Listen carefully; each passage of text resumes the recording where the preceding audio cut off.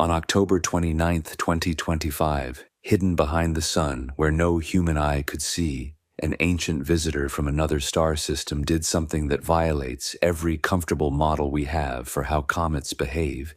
It suddenly blazed 180 times brighter and turned bluer than the sun itself. What happened at perihelion could force us to rewrite our understanding of interstellar chemistry, or if the most unsettling hypothesis proves true, confirm we're not alone in detecting engineered materials designed to activate under extreme stellar radiation. NASA's Swift Observatory, the Hubble Space Telescope, and 3 independent spacecraft coronagraphs all captured the same impossible data brightness scaling at -7.5 instead of the expected -3 to 5 in spectral emissions that shouldn't exist at those distances from the sun. But here's what keeps astronomers awake at night. If this is natural chemistry, why have we never seen it before? And if it's not, what activated on October 29th tonight will journey through the most thoroughly documented interstellar mystery of 2025. We'll examine evidence from multiple observatories spanning 3 continents and orbital platforms. We'll weigh 3 competing hypotheses, from conservative natural explanations to paradigm-shifting possibilities that challenge our cosmic solitude. And we'll confront the uncomfortable question of what comes next when 3I Atlas re-emerges into Earth's view on December 19th, just weeks from now. The instruments have spoken, the data is unprecedented, the community is divided, and somewhere out there beyond the sun's glare, something ancient continues its journey through our solar system, carrying secrets we're only beginning to comprehend. Stay with me. What you're about to hear is real, the mystery is ongoing, and the implications reach far beyond a single cosmic visitor. It began with a faint smudge of light against the Milky Way's dense star fields. July 1st, 2025, the Atlas Telescope Network in Rio Hurtado, Chile, flagged an unusual object, faint, almost imperceptible, moving at velocities that triggered automated alerts. Within hours, astronomers at the Minor Planet Center received coordinates. Within weeks, confirmation arrived. This object hadn't originated in our solar system. It had come from the stars. In all recorded history, we've confirmed only 3 interstellar objects passing through our solar system. The first, 1I Oumuamua, appeared in 2017, elongated, tumbling, accelerating without visible outgassing. The second, 2I Borisov, arrived in 2019, behaving like a familiar comet. Now came the third, 3I Atlas, 3 visitors from stellar neighborhoods we'll never reach. 3 ambassadors carrying chemical fingerprints from distant stars. 3 cosmic postcards. But 3I Atlas would prove unlike anything before. Discovery wasn't instantaneous. Astronomers searched archival data for earlier observations. Pre-discovery images emerged. Zwicky Transient Facility captured frames on June 14th, 28th, and 29th. Additional observations stretched back to June 5th. Each frame extended the observational baseline, allowing precise trajectory calculations. And that trajectory told an unambiguous story. 3I Atlas has an orbital eccentricity of 6.137, the highest ever recorded. 1 Oumuamua had 1.2. 2I Borisov measured 3.4. Both were definitively interstellar. 3I Atlas is more hyperbolic. Still, its path appearing almost straight on astronomical scales. Early observations revealed the object was active. It had a coma. Astronomers using the Nordic Optical Telescope described it as clearly active, with diffuse appearance. Other observatories confirmed cometary features, faint coma, potential tail elongation. 3I Atlas was a comet, an interstellar comet, speed approximately 137,000 miles per hour, 61 kilometers per second, accelerating as it descended toward perihelion, eventually reaching 68 kilometers at closest solar approach. Trajectory calculations confirmed no threat to Earth. Closest approach, 1.8 AU, about 170 million miles. Safe, but the geometry promised months of observation as it brightened. Or so everyone thought. By midsummer, the astronomical community had mobilized. Observation proposals flooded the scheduling offices of major observatories. The Hubble Space Telescope was allocated director's discretionary time. The James Webb Space Telescope added 3I Atlas to its target list. Ground-based facilities in Chile, Hawaii, and the Canary Islands coordinated campaigns. This was it a chance to study an interstellar visitor in detail, to capture spectra that would reveal its chemical composition, to watch in real time as alien ice sublimated under our sun's warmth. The lessons learned from Oumuamua's hasty departure and Borisov's brief visibility would not be repeated. This time we were ready. But 3I Atlas had other plans. As summer turned to autumn and the comet descended toward perihelion, something began to change. The observations didn't quite match expectations. The brightness increased, yes, but in ways that seemed off. The color appeared unusual. Reports of water vapor detection at impossible distances started circulating. Whispers of nickel vapor spread through the community.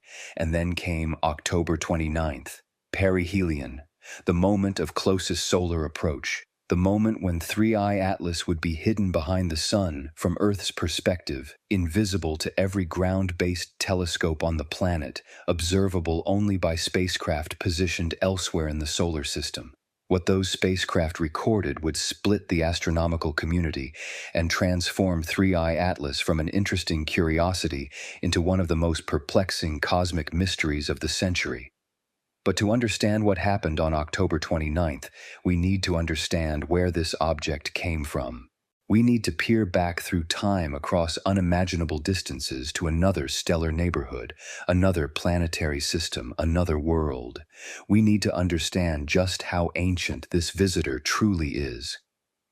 How old is a comet from another star? For 3I Atlas, astronomers estimate with 68% confidence between 7.6 and 14 billion years old. The lower bound exceeds our solar system's age of 4.6 billion years. The upper bound approaches the universe's age of 13.8 billion years. When 3I Atlas formed, our sun didn't exist. Earth was not even conceivable. The Milky Way was younger, smaller, more chaotic. 3I Atlas is older than Earth, potentially 3 times as old, the most ancient object ever observed by human instruments. The age comes from galactic motion analysis. Every object orbits the Milky Way's center. Young stars move in ordered circular orbits. Older stars have random tilted orbits with higher velocities. 3I Atlas's vertical velocity, 5 kilometers perpendicular to the galactic plane, is high. Objects with such velocities belong to the thick disk or halo ancient stellar populations formed when the galaxy was assembling. These populations formed around metal-poor stars with fewer heavy elements. If 3I Atlas formed in such an environment, its composition should reflect that ancient chemistry. For billions of years, this object wandered the galaxy. Cosmic rays bombarded its surface. UV radiation drove photochemistry. Occasional passes near other stars briefly warmed it before returning to cold darkness. Then, by pure chance, 3I Atlas's path intersected our sun's gravitational influence. It fell inward. Solar warmth awakened volatiles dormant for billions of years. The chemical signatures emerging are crucial. Every stellar system is unique, shaped by formation history. Molecular cloud composition, nearby supernovae, enriching local environments. Interstellar comets carry fingerprints of their parent systems. 3I Atlas could reveal chemistry from conditions we study only through distant observations. Spectroscopy in August detected carbon dioxide conformation of volatile-rich composition. CO2 is a supervolatile sublimating at lower temperatures than water, suggesting abundant frozen gases beyond simple water ice. As 3I Atlas descended closer, other anomalies emerged. Water vapor at impossible distances, metal vapor reports. Brightness evolution seemed off. October 3rd, close. Pass by Mars within 30 million kilometers. ESA's Mars orbiters captured images, precious observations, while Earth-based telescopes struggled with solar glare. 2 weeks later came perihelion. 2 weeks until the hidden performance behind the sun, watched only by robotic eyes in space. Something would happen that no astronomer predicted. Something that remains profoundly unexplained. There's a peculiar irony in astronomy. Sometimes the most important observations occur when we can't actually see the object we're studying. October 29th, 2025 marked perihelion for 3I Atlas, the moment of closest approach to the sun, the point in its hyperbolic trajectory where solar gravity bent its path most sharply, where solar radiation reached maximum intensity, where any remaining volatile ices on its ancient surface would experience temperatures they likely hadn't felt in billions of years. For 3I Atlas, perihelion occurred at a distance of 1.36 astronomical units from the Sun. 1 AU, remember, is Earth's average distance from the Sun, roughly 93 million miles, or 150 million kilometers. So 1.36 AU translates to about 126 million miles, about 203 million kilometers. That puts perihelion between the orbits of Earth and Mars, closer to the Sun than Earth but farther than Venus. Not particularly close by comet standards, some comets graze the solar surface at distances measured in mere thousands of kilometers. But close enough that solar flux would be intense, heating the nucleus to temperatures sufficient to drive vigorous sublimation of water ice and any remaining volatile ices. This should have been the moment of peak visibility, the climax of observation campaigns that had been building since July. This was when the comet should have been brightest, most active, displaying its finest tail and coma for the assembled instruments of humanity's astronomical infrastructure. Except there was a problem, a geometric problem that no amount of technology could overcome. From Earth's perspective, 3I Atlas was positioned directly behind the Sun, or more precisely in a configuration astronomers call solar conjunction, where the Sun lies between Earth and the target object. When you're trying to observe a faint comet and it's hiding in the glare of an object 400,000 times brighter than the full moon, you have no chance. The Sun drowns out everything in its vicinity. Every ground-based telescope on Earth was blind to 3I Atlas at the moment of perihelion, but Earth-based telescopes aren't our only eyes. Scattered throughout the inner solar system, positioned at strategic locations where they can monitor the Sun's activity, watch for Earth-directed solar storms, and study the Sun's corona, is a fleet of spacecraft equipped with a special instrument, the coronagraph. A coronagraph is an elegant solution to an observational challenge. If you want to study the Sun's faint outer atmosphere, the corona that becomes visible during total solar eclipses, you need to block the Sun's overwhelming disk. A coronagraph does this by placing an occulting disk precisely where the Sun's image forms, creating an artificial eclipse. The disk blocks the photosphere, that blindingly bright surface, allowing the much fainter corona to be photographed. It's like shading your eyes with your hand to spot a firefly hovering next to a spotlight. The spotlight doesn't disappear, but suddenly you can see the firefly. For 3I Atlas, coronagraphs became our window into perihelion. 3 spacecraft in particular had front-row seats to the performance. Let me introduce them. First, there's Stereo A, part of NASA's Solar Terrestrial Relations Observatory mission. Launched in 2006, Stereo A orbits the Sun in a configuration that keeps it offset from Earth, providing a side-angle view of solar activity. It carries multiple instruments, but 2 are relevant here: HI-1, the heliospheric imager that captures broad fields far from the Sun, tracking structures in the solar wind, and COR-2, the coronal camera that zooms closer to the solar limb, imaging the inner corona. Second, there's SOHO, the Solar and Heliospheric Observatory, a joint NASA-ESA mission that's been operating since 1996. It sits at the L1 Lagrange point, that gravitationally stable location, about 1 million miles from Earth toward the Sun, where it continuously monitors solar activity. Its LASCO C3 coronagraph has a wide field of view and decades of calibration data. This is a veteran instrument that's discovered thousands of comets incidentally during its solar observations. Third, there's GOES-19, one of the newest satellites in NOAA's geostationary operational environmental satellites constellation. Launched to monitor Earth's weather and space weather, it carries a coronagraph called CCR-1, the compact coronagraph designed for high-cadence observations of the solar corona to provide early warning of solar storms. These three spacecraft with their three independent coronagraph systems, three different optical designs, three separate calibration histories just happened to be watching the right region of space when 3I Atlas passed through perihelion. They weren't trying to observe the comet. They were doing their jobs monitoring the sun, but in their fields of view, captured frame after frame through the critical hours around closest solar approach, was something that would challenge every assumption about cometary behavior. The geometry matters. From Earth, 3I Atlas was hidden, but spacecraft don't orbit Earth, at least not these spacecraft. Stereo A sits at a Lagrange point offset from the Earth-Sun line, giving it an oblique view. SOHO, while closer to Earth, orbits L1 with a slight offset that occasionally brings objects into its coronagraph's field of view. GOES-19 is in geostationary orbit around Earth, but its coronagraph looks outward, blocking the sun's disk and catching objects at angular positions where solar glare can be managed. During perihelion, each of these spacecraft could see what we could not.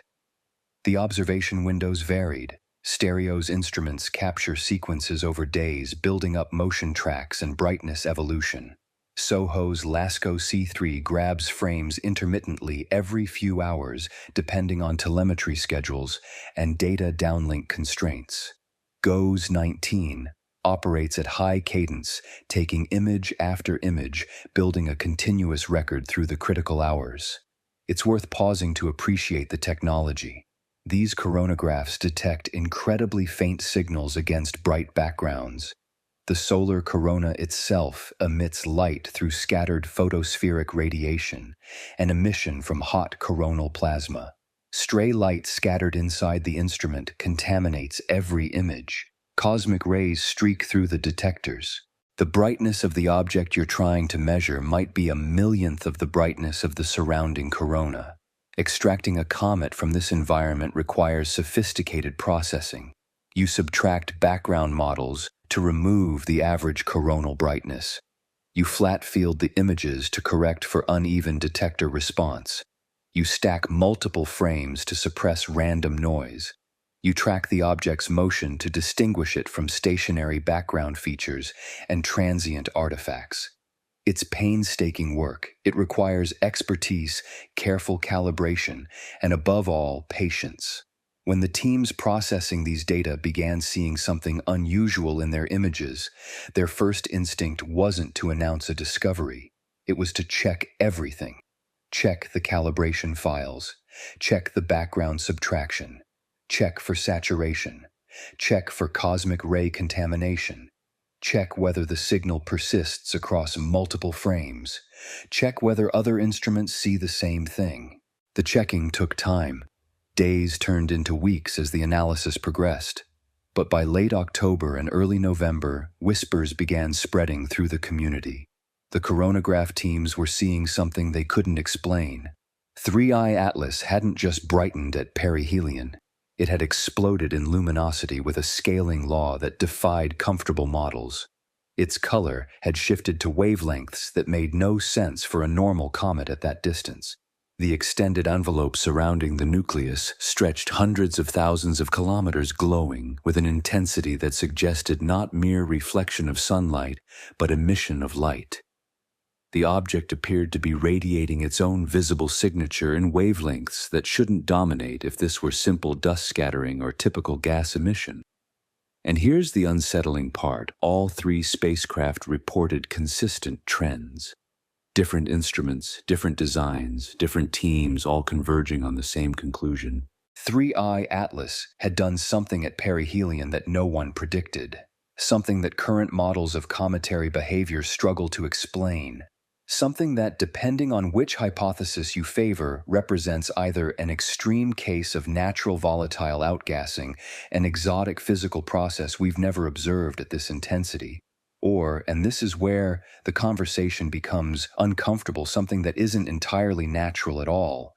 Before we can evaluate those hypotheses, we need to understand the data.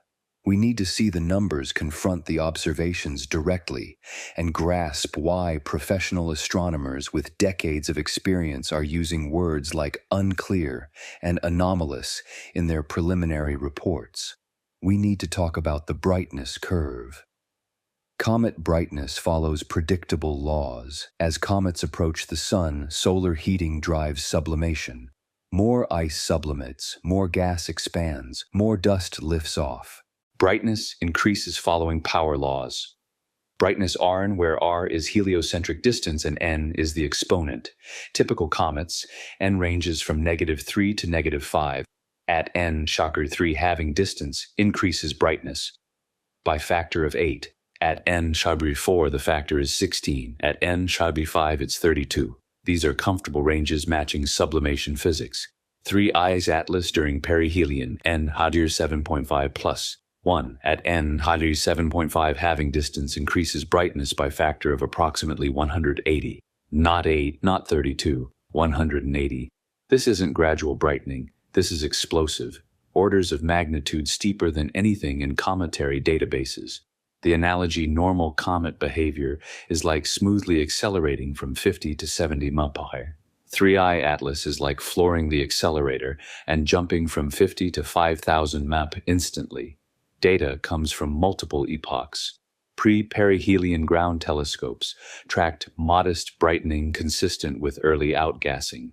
Then spacecraft coronagraphs captured perihelion. Analysts plotted log brightness against log distance. The slope of that line gives the exponent. Error bars. +1 means the true value could range from 6.5 to 8.5. Either way, far outside normal. What strengthens this finding, multiple independent instruments reporting similar slopes. If only one coronagraph measured 7.5, you'd suspect instrument error. When stereo SOHO and GOES all converge, that's signal not noise. The 300,000 kilometer luminous envelope, roughly 25 Earth diameters. GOES 19 measured this extended glowing region. Not just reflected sunlight, the photometry suggested emission, the object radiating its own light. Time evolution adds another layer. Early observations showed N around 2 or 3, normal. Then within days of perihelion, the slope steepened dramatically. Abrupt transition as if a threshold was crossed. Plausible natural mechanisms. Pressure-cooked, volatile release. Thick crust cracks under thermal stress, exposing volatile, rich material, triggering explosive sublimation. Or fragmentation, nucleus splits. Surface area multiplies, brightness spikes. Or fluorescence, intense molecular emission amplifying visible light. But each mechanism has problems. Pressure releases typically fade quickly. Fragmentation should show visible fragments. Fluorescence requires specific chemistry at enormous scales. Models of supervolatile comets produce steeper curves than water-dominated ones, reaching perhaps 5 to 6, not 7.5. Until full peer review completes, every number carries uncertainty. But right now, multiple spacecraft tell the same improbable story. And alongside brightness comes another anomaly, even harder to dismiss: the color. Blue. Such a simple word, such a common experience. The sky above the ocean below the veins beneath our skin. Blue surrounds us, comforts us, grounds us in the familiar palette of Earth. But in the context of 3I Atlas, blue becomes something else entirely. Blue becomes impossible. Blue becomes a clue to processes that challenge our understanding. Let me explain why. The sun's light, our star's electromagnetic output, peaks in the yellow-green part of the visible spectrum around 570 nanometers. When you pass sunlight through a prism dispersing it into its constituent wavelengths, you see the familiar rainbow spectrum. But that rainbow isn't uniform. It's brighter in the middle, the yellows, greens, oranges, and dims toward the violet and red ends. This distribution reflects the sun's surface temperature about 5800 Kelvin and follows a blackbody curve shaped by the physics of thermal radiation. Hot objects glow. The sun glows yellow-white. Cooler stars glow red. Hotter stars glow blue. The peak wavelength of emission inversely relates to temperature. Objects that merely reflect sunlight should ideally have spectra matching the sun's. If you illuminate a gray rock with sunlight and measure the reflected light, you'll see the sun's spectrum slightly filtered by the rock's surface properties, but fundamentally unchanged. Neutral color, white or gray. Comets we expect should largely reflect sunlight from their dust. Some emission from gas molecules adds features to the spectrum, but the bulk of the light should be scattered solar radiation. Neutral or slightly colored. Blue means something different. Blue means the object's spectrum is weighted toward shorter wavelengths. More violet, more deep blue, less yellow, less red compared to the solar spectrum. For 3I Atlas to measure bluer than the sun means its spectrum contained relatively more emission at 450 nanometers blue than at 650 nanometers red compared to the sun's ratio of emission at those wavelengths. And critically, all 3 spacecraft coronagraphs reported this blue color. Stereo SOHO goes different filter sets, different calibration pipelines, same conclusion. That convergence makes this hard to dismiss. How do coronagraphs measure color? They can't capture full spectra like spectrographs do. Instead, they use filters, pieces of glass that transmit only specific wavelength ranges. One filter might pass blue light around 450 nanometers. Another might pass red light around 650 nanometers. You take an image through each filter, measure the brightness in each, and compute the ratio. That ratio compared to the sun's ratio in the same filters gives you a color index. If the ratio is higher than the sun's, the object is bluer. If lower, redder. This is a coarse measurement compared to spectroscopy, but it's robust. Color indices are self-calibrating in a sense their ratios, so many systematic errors cancel out. Stray light that contaminates both filters equally doesn't bias the ratio.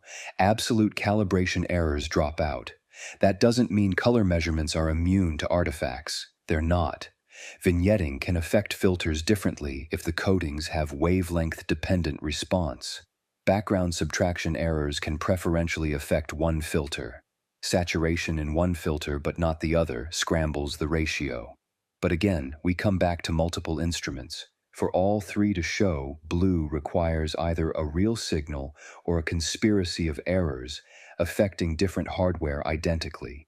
Occam's razor suggests the signal is real, so what produces blue light in a comet? 3 broad categories of mechanism exist. Let's examine each. First, gas emission lines and molecular bands. Certain molecules emit strongly at specific wavelengths when excited by solar UV. Cyanogen CN emits in the near UV and violet around 300 to 390 nanometers. Diatomic carbon C2 has prominent bands in the blue and green, around 470 to 60 nanometers.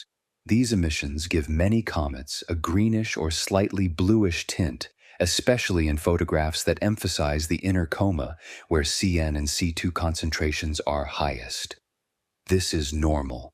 This is expected.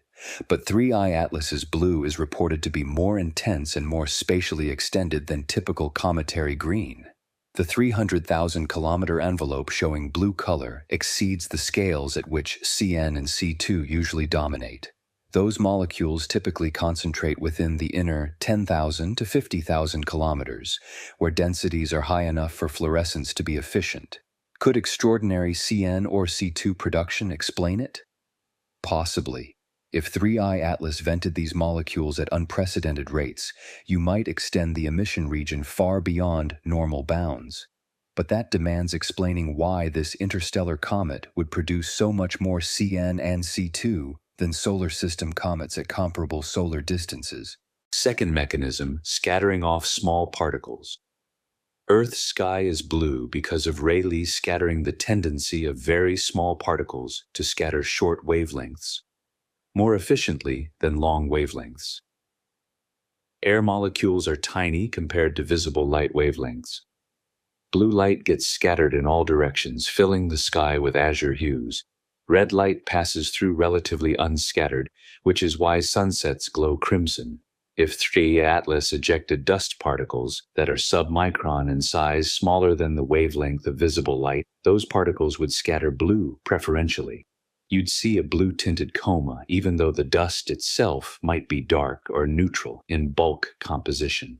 The catch: most cometary dust is too large for strong Rayleigh scattering. Typical dust particles are several microns to millimeters across. They scatter light more or less equally at all visible wavelengths, producing neutral color or slightly reddening due to absorption. Generating huge numbers of submicron particles requires specific conditions. Perhaps explosive sublimation shattered dust into smaller fragments. Perhaps the ancient formation environment of this interstellar comet favored finer grains.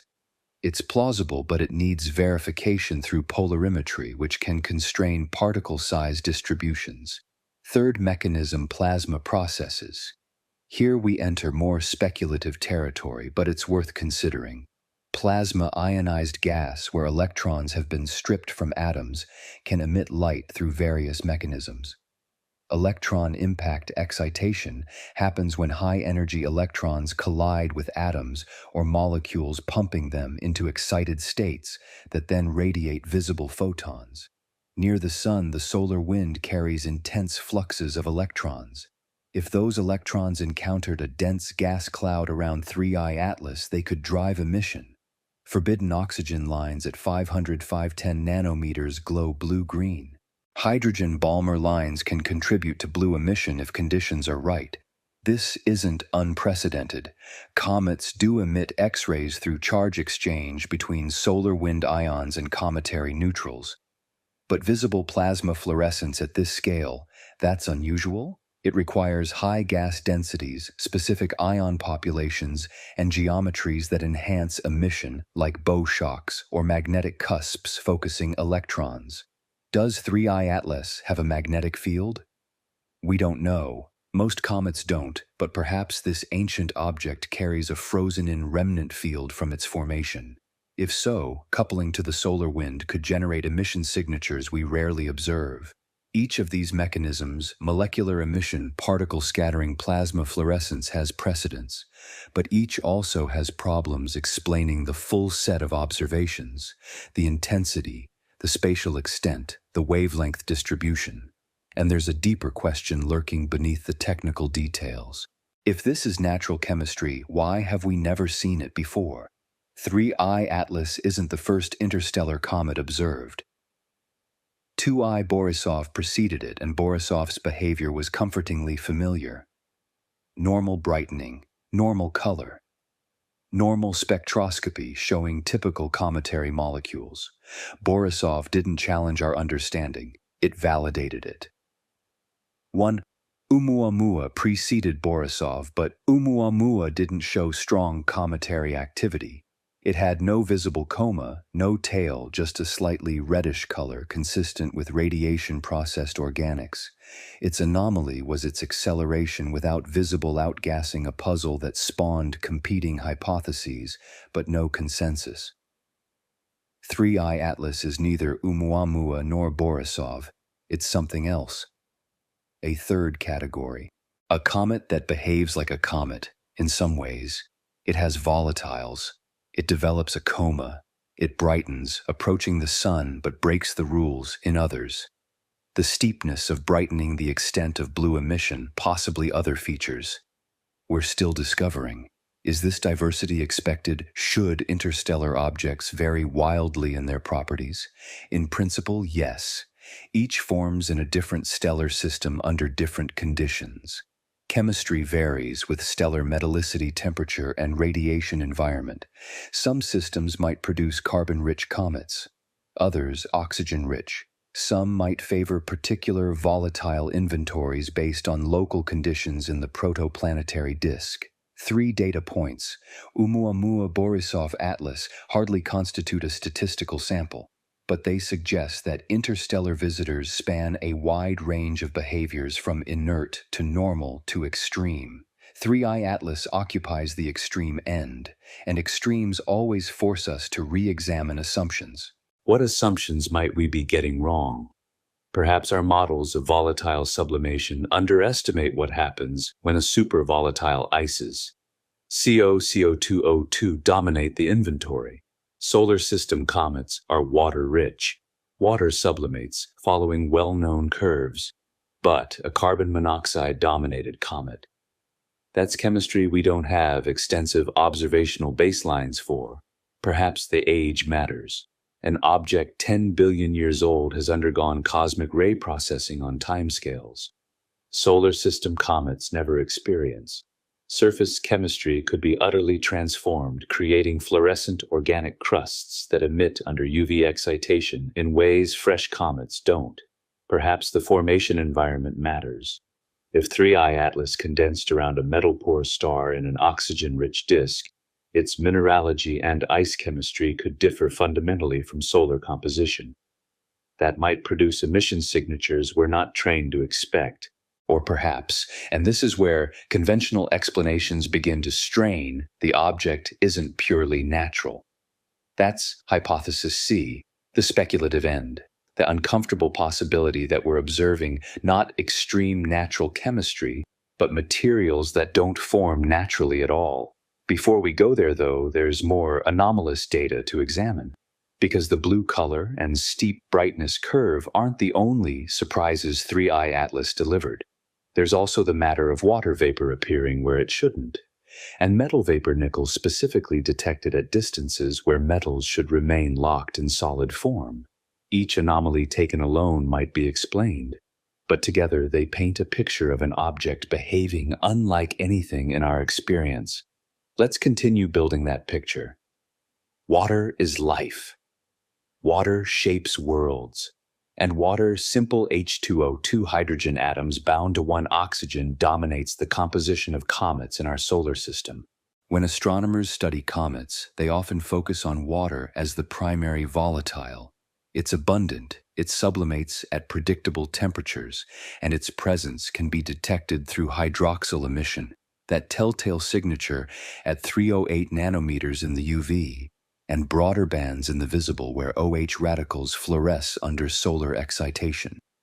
So when NASA's Neil Gehrels Swift Observatory, a space telescope equipped with ultraviolet and optical instruments, pointed toward 3i Atlas and detected hydroxyl emission, the finding was simultaneously expected and profoundly strange. Expected because 3i Atlas is a comet. Comets contain ice. Ice sublimates as they approach the sun, releasing water vapor that photodissociates into OH and hydrogen. Detecting OH means detecting water activity. This is Cometry 101, strange because of where the detection occurred. Swift observed 3i Atlas in July and August 2025 when the comet was nearly 3 times farther from the Sun than Earth, approaching 3 astronomical units, or roughly 450 million kilometers. At that distance, solar flux is only about 1/9 the intensity Earth receives. Temperatures on a comet's surface at 3AU are cold, typically around 150 to 170 Kelvin, well below the freezing point of water by a huge margin. Water ice doesn't sublimate efficiently at those temperatures. The vapor pressure is minuscule. Solar system comets at 3AU are usually quiescent, their water ice locked in solid form, waiting for the comet to descend closer to the Sun, where warmth can drive sublimation. Yet Swift detected clear hydroxyl emission from 3i Atlas, and not just a weak signal. The measurements indicated a water loss rate of approximately 40 kilograms per second. 40 kilograms per second. That's about 88 pounds every second, roughly the mass of an adult human being evaporating into space, second after second after second. At 3AU, most solar system comets lose water at rates orders of magnitude lower if they're active at all. What's going on? The team that made this detection, led by Dr. Dennis Bodowitz at Auburn University, published their findings, emphasizing the anomalous nature of this water activity. As Dr. Zexi Xing, the lead author, stated, every interstellar comet so far has been a surprise. Oumuamua was dry, Borisov was rich in carbon monoxide, and now Atlas is giving up water at a distance where we didn't expect it. One explanation centers on grain heating. Imagine the comet nucleus ejecting not just gas, but also tiny ice-coated dust particles, grains, perhaps microns to tens of microns across. These grains, once separated from the cold bulk nucleus, are exposed directly to sunlight. Being small, they have high surface area to volume ratios. Sunlight heats them quickly, potentially raising their temperature above the sublimation point of water ice, even at 3 AU. The grains sublimate, releasing water vapor that contributes to the OH signal detected by SWIFT. This mechanism has theoretical support. If a comet ejects icy grains efficiently, those grains can effectively extend the water activity zone farther from the sun than you'd expect from the nucleus surface alone. But producing enough grains to explain 40 kilograms per second of water loss requires vigorous dust production. You need substantial mass ejection. And that brings us back to the question of what's driving this ejection. Normally, water sublimation itself drives dust ejection. Gas streaming off the nucleus drags dust particles along, lofting them into the coma. It's a self-reinforcing process. Sublimation produces gas lifts dust. Dusty coma becomes visible and brightens. At 3 AU, though, water isn't sublimating efficiently from the nucleus surface. So what's driving the dust ejection that then allows grain sublimation to produce the observed water loss? Perhaps supervolatiles. If the nucleus contains substantial carbon dioxide or carbon monoxide ice, those species sublimate at much lower temperatures. CO2 sublimates around 150 Kelvin. CO sublimates even colder, around 20-25 Kelvin, though at 3 AU solar heating would warm the surface enough to drive CO2 release. Supervolatile sublimation could provide the gas pressure needed to loft dust. Once dust and ice-coated grains are ejected, grain heating takes over, adding water vapor to the mix, even though the main nucleus surface isn't releasing much water directly. This scenario is plausible. It fits with the SphereX detection of CO2 back in August. It explains water activity at unexpected distances. It keeps the process natural. But there's a puzzle. If supervolatiles are driving activity at 3 AU, producing enough gas to eject dust and power, the observed water loss. Why wasn't the comet brighter earlier? Power laws derived from June and July observations showed relatively modest brightening, consistent with gentle activity. If supervolatiles were already flooding the coma, you'd expect more obvious brightening before perihelion, unless something changed. Unless the supervolatile reservoir wasn't fully accessible until closer solar approach triggered subsurface changes, cracking the insulating crust, opening new vents, exposing fresh, volatile-rich material. That brings us to the concept of state change, of thresholds crossed. Maybe 3I Atlas spent June through August in one regime where modest CO2 sublimation drove limited activity. Then, as it descended closer to the sun through September and October, it crossed a thermal threshold. Subsurface temperatures reached critical points. Structural changes occurred. The activity regime shifted dramatically. This is speculative but not implausible. Comets are not simple objects. They're heterogeneous, layered, structurally complex. Different depths reach different temperatures at different times. Phase transitions, ice crystallization, clathrate decomposition, crust failure can occur abruptly when thresholds are crossed. If 3I Atlas underwent such a transition, it would explain the abrupt steepening of the brightness curve near perihelion, and possibly explain sustained water activity at earlier epochs when direct surface sublimation shouldn't dominate. The SWIFT observation carries one more piece of information. It was made with an instrument that sees ultraviolet light. Hydroxyl emission is strongest in the UV, where OH molecules fluoresce efficiently under solar UV excitation. Ground-based telescopes can't easily observe UV wavelengths because Earth's atmosphere absorbs them. That's why swift orbiting above the atmosphere can detect OH that ground observers would miss. The faint UV glow, swift captured traces water vapor spreading through the coma. The invisible halo of H2O and its photodissociation products extending outward. When the team states that detecting water or its UV echo OH from an interstellar comet is like reading a note from another planetary system, they're highlighting something profound. Water's presence tells us about formation conditions in that distant system. Was the protoplanetary disk cold enough for water ice to condense? Was it rich in oxygen? Did the young star's radiation environment allow water to survive? For life as we know it, water is essential. Every organism on Earth depends on it. If distant planetary systems form water-rich comets, those systems might also form water-rich planets. And water-rich planets might be habitable. 3i Atlas. In delivering water at unexpected distances and unexpected rates, is telling us that the chemistry of planetary systems beyond our Sun includes the ingredients for life's chemistry. As Dr. Bodowitz noted, it tells us that the ingredients for life's chemistry are not unique to our own. That's the optimistic take. That's the interpretation that suggests the universe might be full of places where water exists, where life could arise. But there's another perspective, one less comforting. If the water activity at 3AU defies our models, if the emission extends farther and persists stronger than natural sublimation should allow, then perhaps we're missing something. Perhaps our understanding of how volatiles behave under extreme conditions is incomplete. Or perhaps the object's composition is so exotic that our terrestrial experience misleads us. Or perhaps, and I state this clearly as speculation, the water vapor isn't being released through natural sublimation at all. Perhaps it's being generated or expelled through a mechanism we haven't considered, one that doesn't rely on solar heating alone. Before you dismiss that as wild conjecture, stay with me. Because the water anomaly is only one piece of the puzzle. There's another detection arguably stranger that adds another layer to this mystery.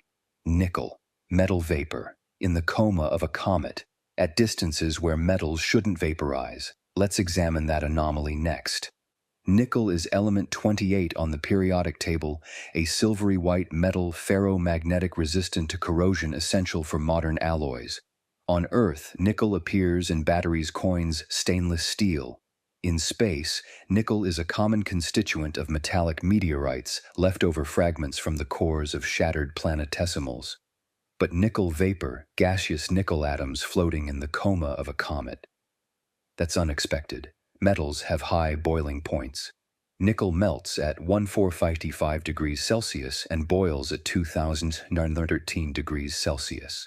For nickel to exist as vapor rather than solid metal requires extreme temperatures commensurate with the surface of the Sun, not the frigid environment of a comet at 4 AU from the Sun. Yet in early September 2025, a team led by Dr. Thomas Puzia at the Instituto de Astrofísica in Chile detected nickel vapor in the spectrum of 3I Atlas. The detection was unambiguous. Spectroscopy using the Very Large Telescope and the Southern Astrophysical Research Telescope revealed characteristic emission lines corresponding to neutral nickel atoms. As Rohan Rahatgaonkar, a PhD student on the team, stated, it was pretty clear that it was nickel, so it was super exciting. But here's the problem at the time of detection. 3I Atlas was nearly 4 times Earth's distance from the Sun. Solar flux at that distance is only about 1/116th the intensity at Earth.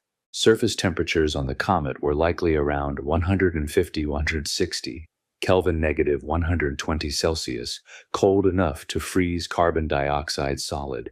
At those temperatures, metals should remain locked in solid form embedded in dust grains or rocky material. They should not vaporize, They should not populate the gas phase.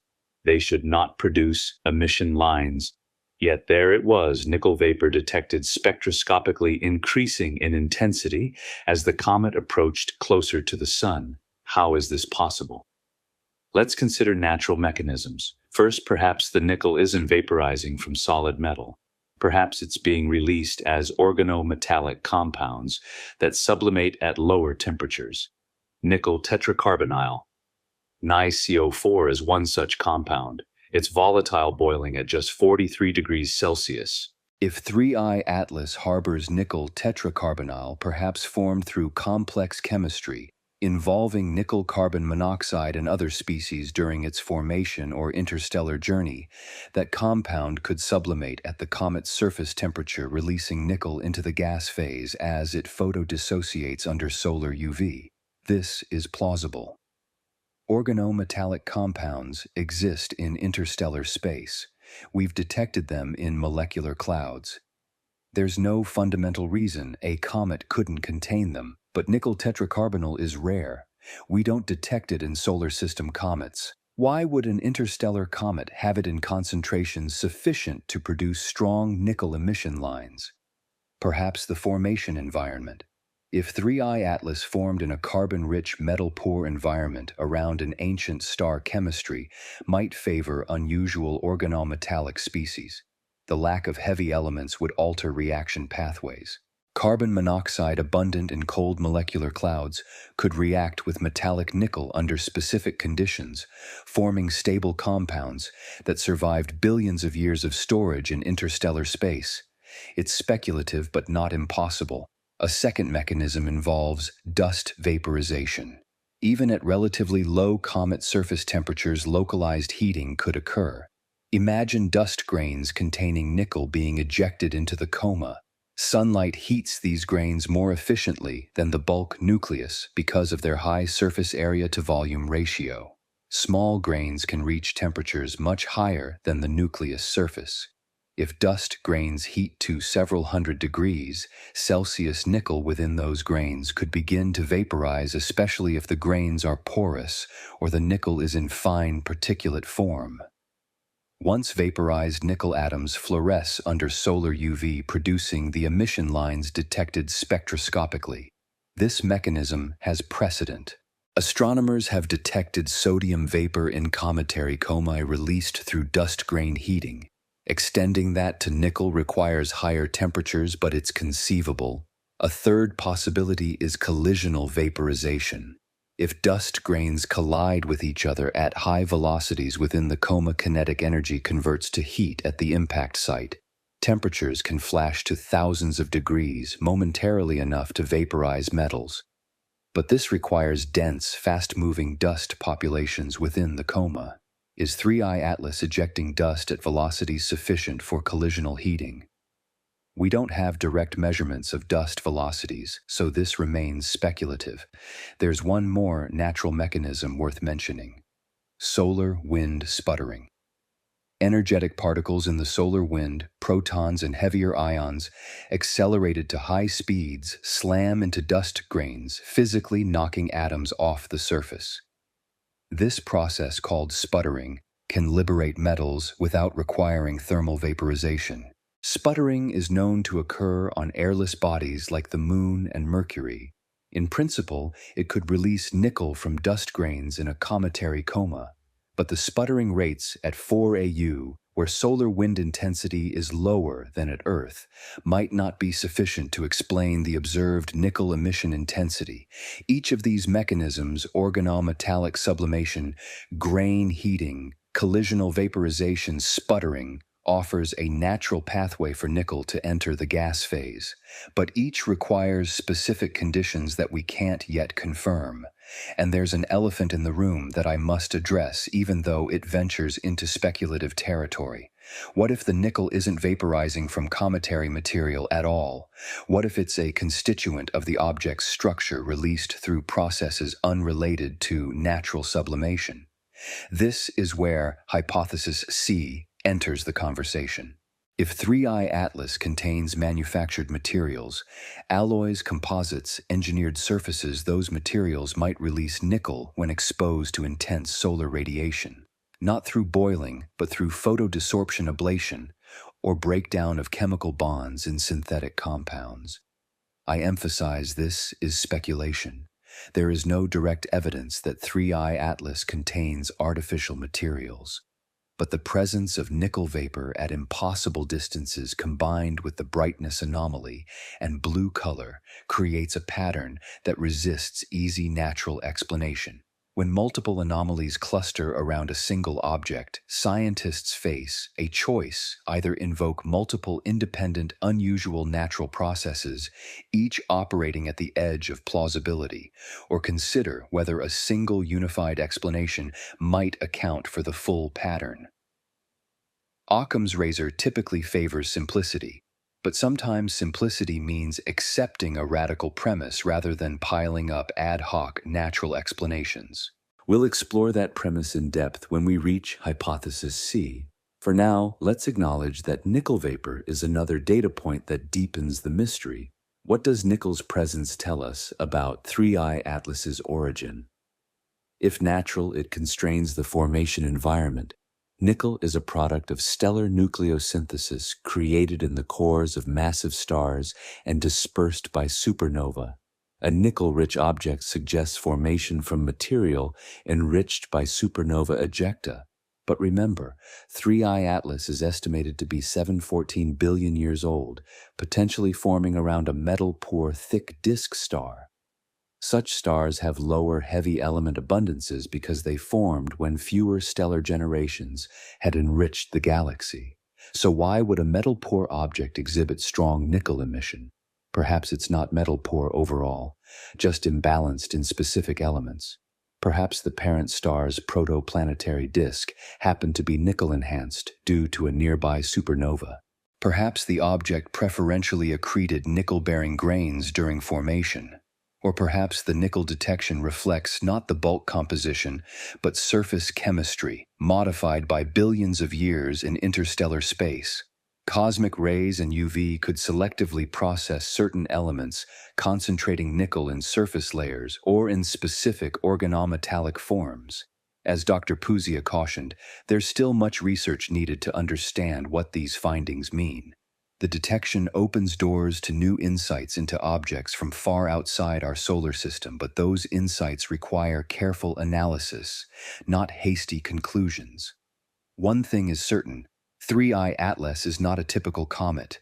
Water at 3 AU nickel vapor at 4 AU blue emission at perihelion brightness curves that break the rules. Each anomaly alone might be explainable. Together, they demand a comprehensive framework. But before we build that framework by examining the competing hypotheses, there's one more observational puzzle that complicates the picture. 3i Atlas brightened explosively. It emitted prodigious water vapor. It showed strong activity. Yet its orbital trajectory barely deviated from gravitational predictions. The non-gravitational acceleration, the thrust you'd expect from vigorous outgassing, was surprisingly small. How can you have intense activity without proportional thrust? How can you flood a coma with gas and dust without that mass ejection pushing the nucleus off course? Let's examine that contradiction. Science advances not when observations confirm expectations, but when observations contradict each other. Contradiction forces re-examination. It reveals hidden assumptions. It exposes gaps in understanding, and 3i Atlas delivers contradiction in abundance. Here's the core tension: objects that brighten explosively through vigorous outgassing should exhibit measurable non-gravitational acceleration. Gas jetting from the nucleus carries momentum. Newton's third law applies for every action, an equal and opposite reaction. If gas streams outward, the nucleus recoils inward, or in whichever direction momentum conservation dictates. Astronomers routinely measure these non-gravitational forces by comparing observed positions to predicted positions based on pure gravitational dynamics, residuals. The differences between where an object should be and where it actually is reveal the subtle pushes and pulls from outgassing. For active comets, non-gravitational accelerations are typically easy to detect. They manifest as systematic deviations in astrometric position, growing over time as thrust accumulates. Comet 10P Tempel 2, for example, shows non-gravitational acceleration strong enough to significantly alter its return dates to perihelion. 3I Atlas brightened dramatically. It released substantial water vapor 40 kilograms per second at 3 AU. It likely ejected even more gas at perihelion. That gas carries momentum. We should see thrust. Yet the reported orbital residuals are tiny. Published values mention deviations on the order of +0.37 to +0.43 arcseconds in the Earth direction. These are barely significant given measurement uncertainties. They might be real. They might be noise. If real, they're far smaller than the explosive brightening would suggest. If noise, they're non-existent, which is even more puzzling. How do we reconcile intense brightness with minimal thrust? Let's consider several possibilities. First, perhaps the outgassing is symmetric. If gas jets from the nucleus in all directions equally isotropic emission momentum cancels. Every kilogram of gas moving north is balanced by a kilogram moving south. Net thrust 0, but perfect isotropy is unlikely. Comet nuclei are irregularly shaped, rotating with non-uniform surface properties. Jets form where volatiles concentrate, creating asymmetry. That asymmetry usually produces net thrust. For 3I Atlas to outgas as vigorously, yet symmetrically, requires special geometry or rapid rotation averaging out asymmetries. Possible? Yes. Likely? Less clear. Second, perhaps the brightness isn't driven by mass ejection in the traditional sense.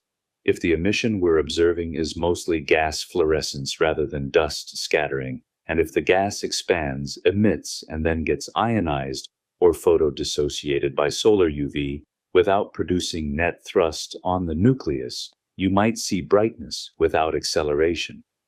This scenario works if the mass loss is modest, even though the luminosity is high. Fluorescence efficiency determines how much light a given amount of gas produces. If the fluorescing species are exceptionally efficient, emitting lots of photons per molecule, you could have bright emission with relatively little mass actually leaving the nucleus. But we detected water vapor loss of 40 kilocalories at 3 AU. That's not modest, even if the emitting gas is a tiny fraction of total outflow. 40 kilocalories of water implies substantial total mass loss. And substantial mass loss should produce thrust, unless it's perfectly symmetric, which brings us back to the first possibility. Third, perhaps the timing matters. Non-gravitational accelerations accumulate over time. If 3I Atlas only recently became active, if the explosive brightening at perihelion was a recent onset rather than sustained behavior over months, then thrust hasn't had time to accumulate into measurable orbital deviations. Astrometric measurements made before perihelion might not capture the thrust from perihelion outgassing. Future observations as the comet recedes will reveal whether residuals grow. If they do, that confirms mass ejection. If they don't, the mystery deepens. Fourth, perhaps the object's mass is much higher than typical comets. Thrust equals force divided by mass. If 3I Atlas is unusually massive, perhaps a large nucleus, or a nucleus with high density, the same outgassing force produces less acceleration. From Hubble observations in August, astronomers estimate the nucleus diameter is between 440 meters and 5.6 kilometers. That's a wide range. If the diameter is 5 kilometers and the density is typical around 500 QM3 for a porous comet, the mass would be roughly 10^13 kilograms, 10 trillion kilograms. Water loss of 40 kiloliters carries momentum. If that water exits at typical sublimation velocities around 500 meters per second, the momentum flux is 20,000 kilometers per second, or 20,000 newtons of force. Divide force by mass. 20,000 N 10 to probably 13 kilometer 2, xe 10 or 9 meters per second squared. That's a tiny acceleration. Over days, it accumulates into small velocity changes. Over months, it becomes measurable in astrometry, but might still be subtle enough to hide in noise. So perhaps the lack of obvious non-gravitational acceleration simply reflects high mass and short timescales. Fifth, and here, we venture into hypothesis C territory. Perhaps the brightness isn't due to mass ejection at all. If the object is emitting light through mechanisms unrelated to outgassing, say, fluorescence of surface materials, or emission from a coating that radiates under UV without ablating, you could have brightness without thrust. This would require the object to not be a typical comet. It would require engineered materials with properties unlike natural ice and rock. I emphasize again, this is speculative, but it's worth noting the parallel with One-Eye Oumuamua, which exhibited the opposite problem: measurable non-gravitational acceleration without visible coma or outgassing signature. Oumuamua accelerated. Astronomers confirmed it through precise astrometry. The acceleration was small but statistically significant. Yet no dust, no gas, no tail. Models proposed hydrogen icebergs or nitrogen ice sublimating invisibly. Others proposed solar radiation pressure acting on a thin reflective object, a light sail. Neither explanation satisfied everyone. Oumuamua remains enigmatic.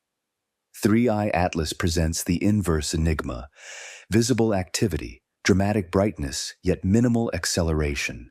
Inverse, Oumuamua. 2 interstellar visitors, 2 opposite problems. Is this coincidence, or does it suggest that interstellar objects simply don't conform to the templates we've built from solar system comets and asteroids? There's another puzzle: the anti-tail. Observers reported an anti-tail, that optical illusion where dust lagging behind the nucleus appears projected toward the sun, growing from 600 to 720 kilometers in 24 hours. Anti-tails arise from viewing geometry. Dust particles ejected from a comet don't move straight back from the sun. They follow slightly curved orbits lagging behind the nucleus. When Earth's viewing angle aligns just right, we see those particles projected against the sky in a configuration that looks like a tail pointing sunward. The apparent growth of 120 kilometers in one day suggests either the dust distribution changed or our viewing angle changed. Geometry shifts slowly, so rapid growth hints at real dust dynamics: fresh dust ejected in a burst, or existing dust accelerating under radiation pressure. Dust dynamics relate to activity, which relates to outgassing, which should relate to non-gravitational acceleration. Vigorous dust ejection driven by gas drag should produce thrust. Yet again, the orbital residuals don't strongly reflect that. Either the measurements are missing something, or the physical processes are more complex than simple gas-driven dust ejection. Perhaps dust is being released not by direct gas drag, but by surface fracturing, thermal stress cracking, or rotational disruption. Those mechanisms could eject dust without producing net thrust if the ejection is balanced. Or perhaps the anti-tail observation is an illusion, a projection effect exaggerated by the specific viewing geometry during those 24 hours. Without high-resolution imaging showing dust morphology evolving, it's difficult to distinguish between real physical changes and geometrical artifacts.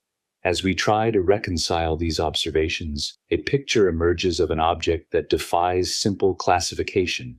It's active, but not in the way we expect. It's bright, but the brightness doesn't scale with mass loss. It releases volatiles, but the thrust is marginal.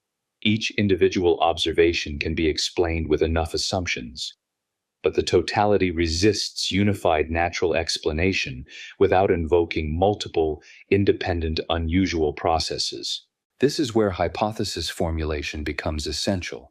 We need frameworks that predict the observations that can be tested, that make falsifiable claims. Let's lay out those frameworks. Now, Hypothesis A, the natural supervolatile comet. Hypothesis B, exotic but still natural physical processes. And Hypothesis C, the engineered artifact. Each hypothesis assigns different weights to different explanations. Each makes different predictions, and each has different implications for how we understand the universe. Let's begin with the baseline, the natural explanation. This is speculation, but it's speculation grounded in known physics.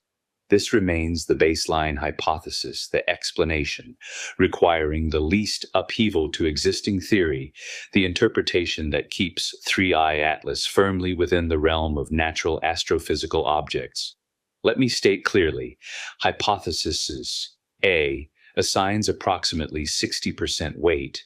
That means, given the observations and uncertainties, a majority of the scientific community would favor this explanation unless and until compelling evidence contradicts it. Hypothesis A proposes that 3I Atlas is an interstellar comet formed around another star with an exotic but natural composition dominated by supervolatile ices. What are supervolatiles? These are molecules that sublimate at lower temperatures than water ice. Water freezes at 273 Kelvin 0 degrees C and sublimates vigorously above about 170 Kelvin when exposed to vacuum.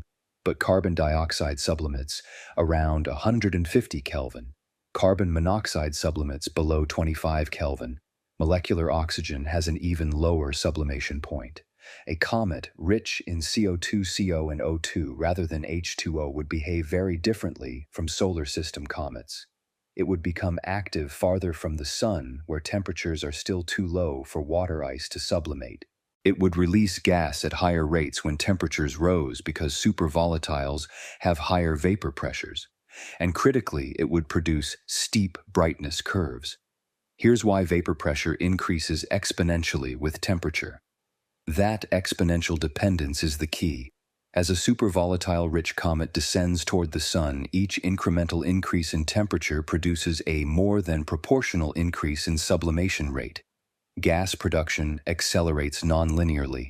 The coma fills with molecules. Brightness surges. Computer models of supervolatile-driven comets do predict steeper power law exponents than water-dominated comets.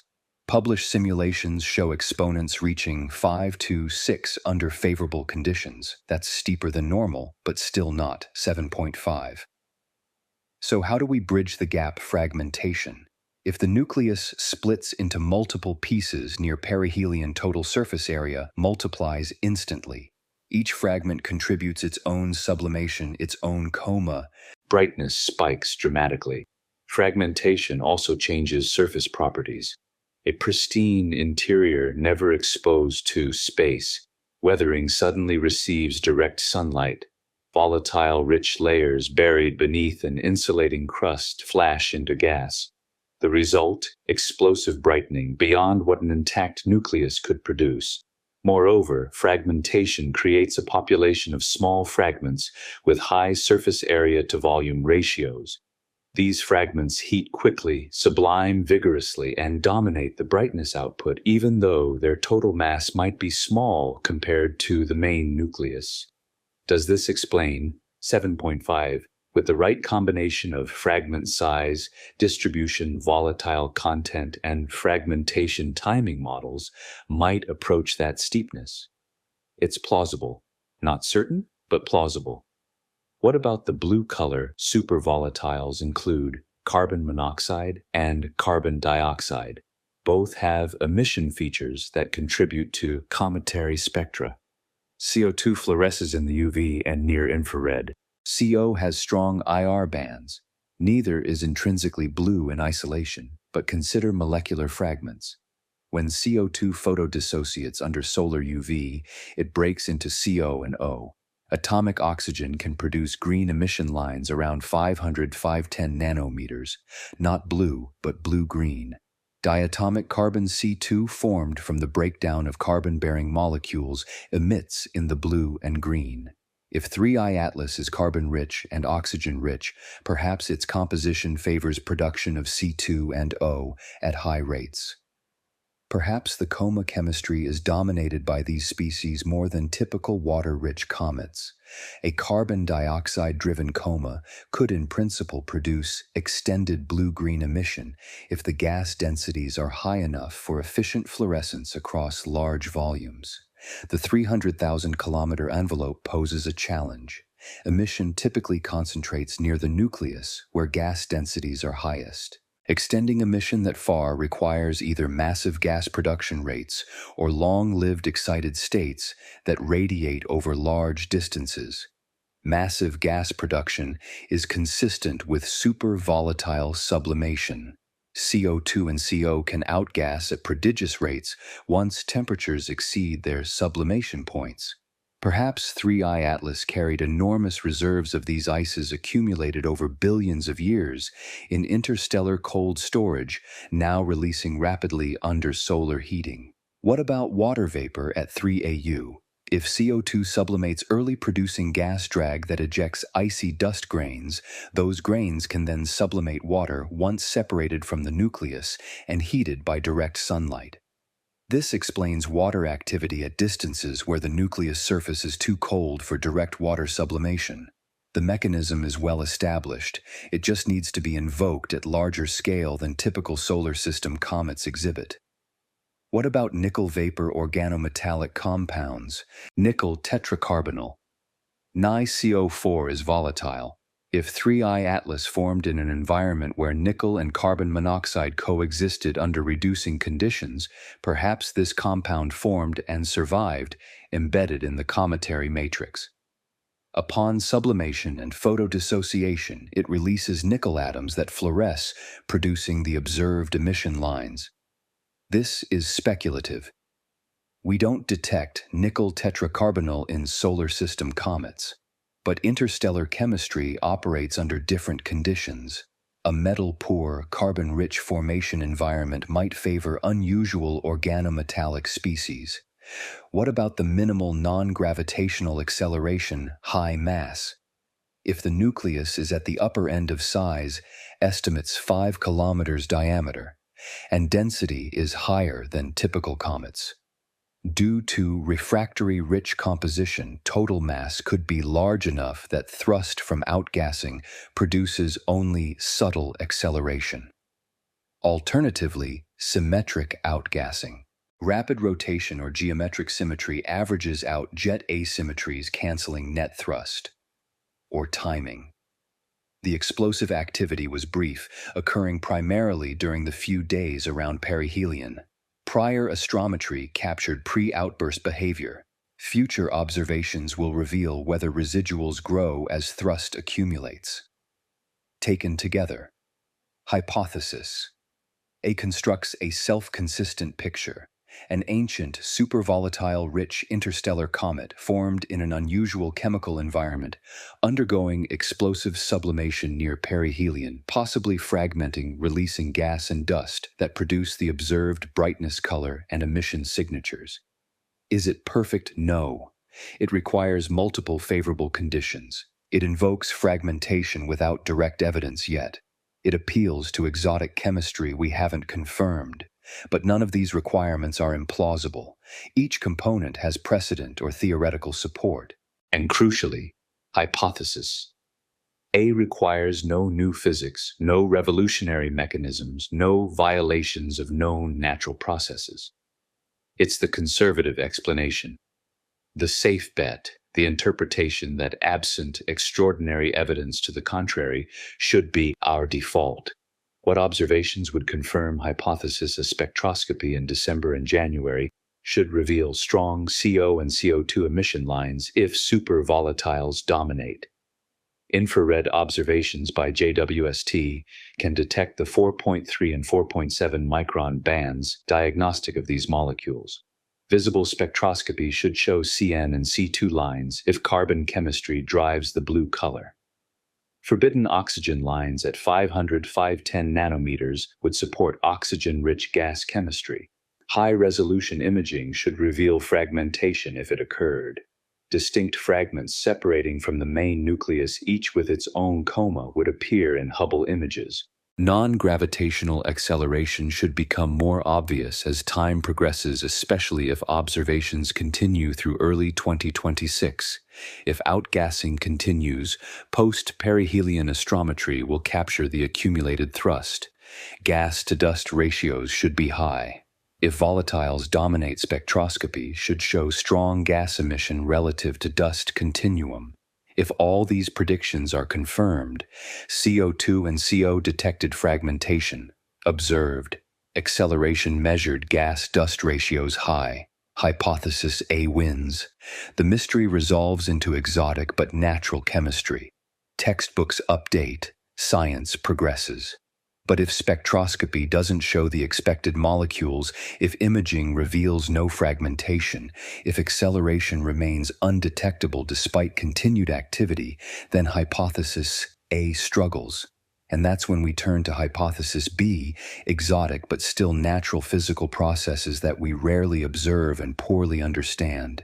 This is speculation, but it's speculation about physical processes that have precedent, just not at the scales or intensities needed to explain 3I Atlas fully.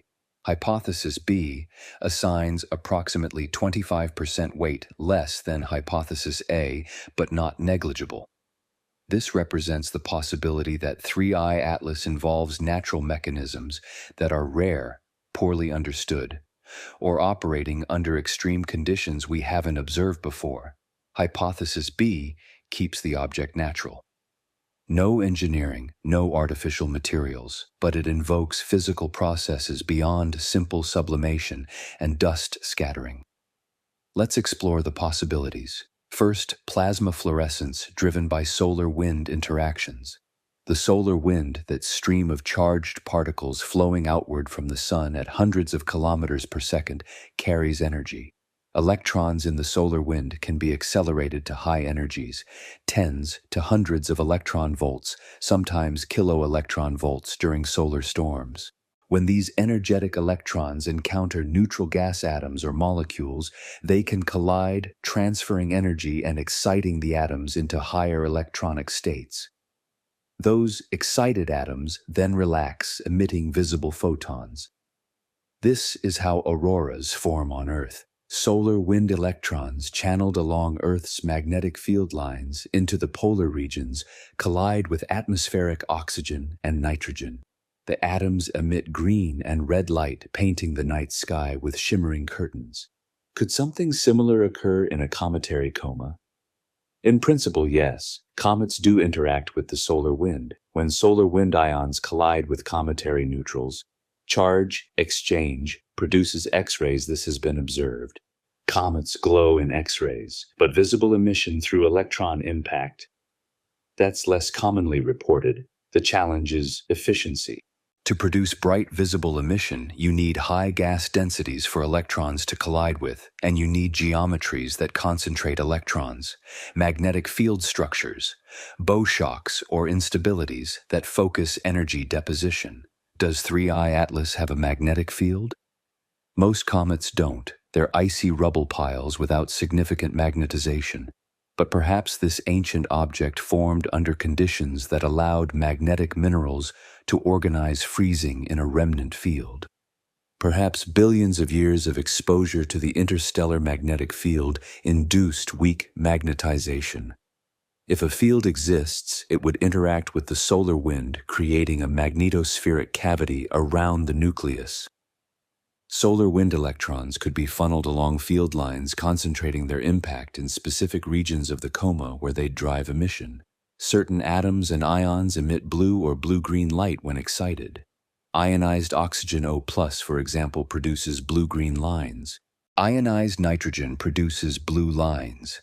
If the coma contained these species in ionized form, electron impact could drive visible emission in the blue part of the spectrum.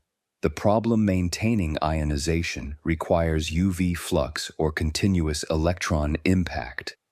In the inner coma near the sun, UV is intense enough, but extending blue emission to 300,000 kilometers requires either enormous production rates or long-lived excited states that persist far from the nucleus. Hypothesis B suggests perhaps both massive gas production from supervolatile sublimation combined with plasma processes enhancing emission efficiency beyond what gas fluorescence alone can achieve. Second mechanism, dust grain charging and luminescence. Dust grains in a cometary coma aren't electrically neutral. Solar UV photoionizes atoms on the grain's surface, ejecting electrons. The solar wind impacts grains depositing charge. Grain-grain collisions transfer charge. The result: dust grains become positively or negatively charged. Charged grains interact with ambient plasma and magnetic fields. They can accelerate, collide, and potentially produce luminescence at impact sites. Some laboratory experiments show that certain materials, when bombarded by charged particles, emit visible light, a process called cathodoluminescence. If 3I Atlas ejects dust composed of minerals that luminesce efficiently under electron bombardment, the coma could glow brighter than pure scattering and gas fluorescence predict. This requires specific mineralogy silicates with defects, phosphorescent materials, or unusual compositions formed in the object's original protoplanetary disk. Speculative, yes. Impossible. Third mechanism, magnetic field interactions and plasma instabilities. If 3I Atlas carries a magnetic field or generates one through interaction with the solar wind, that field can shape the coma's structure. Magnetic field lines guide charged particles, creating regions of enhanced density or temperature.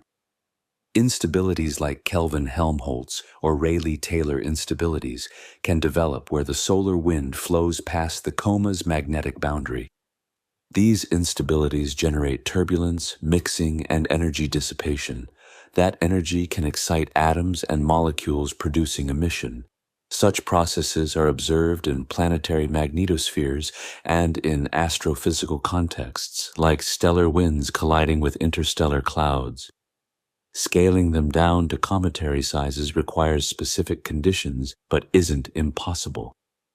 Predicted observations for hypothesis B ion emission lines. Spectroscopy should reveal signatures of ionized species O+, C+, N+, indicating plasma processes are active. These lines wouldn't appear in typical cometary spectra dominated by neutral molecules. Non-thermal emission. If electrons are driving emission rather than pure fluorescence from solar UV, the emission intensities won't scale with solar flux the way fluorescence does. Variability tied to solar wind conditions, like transient brightenings during solar storms, would support plasma mechanisms. Polarization patterns. Light scattered by dust becomes polarized.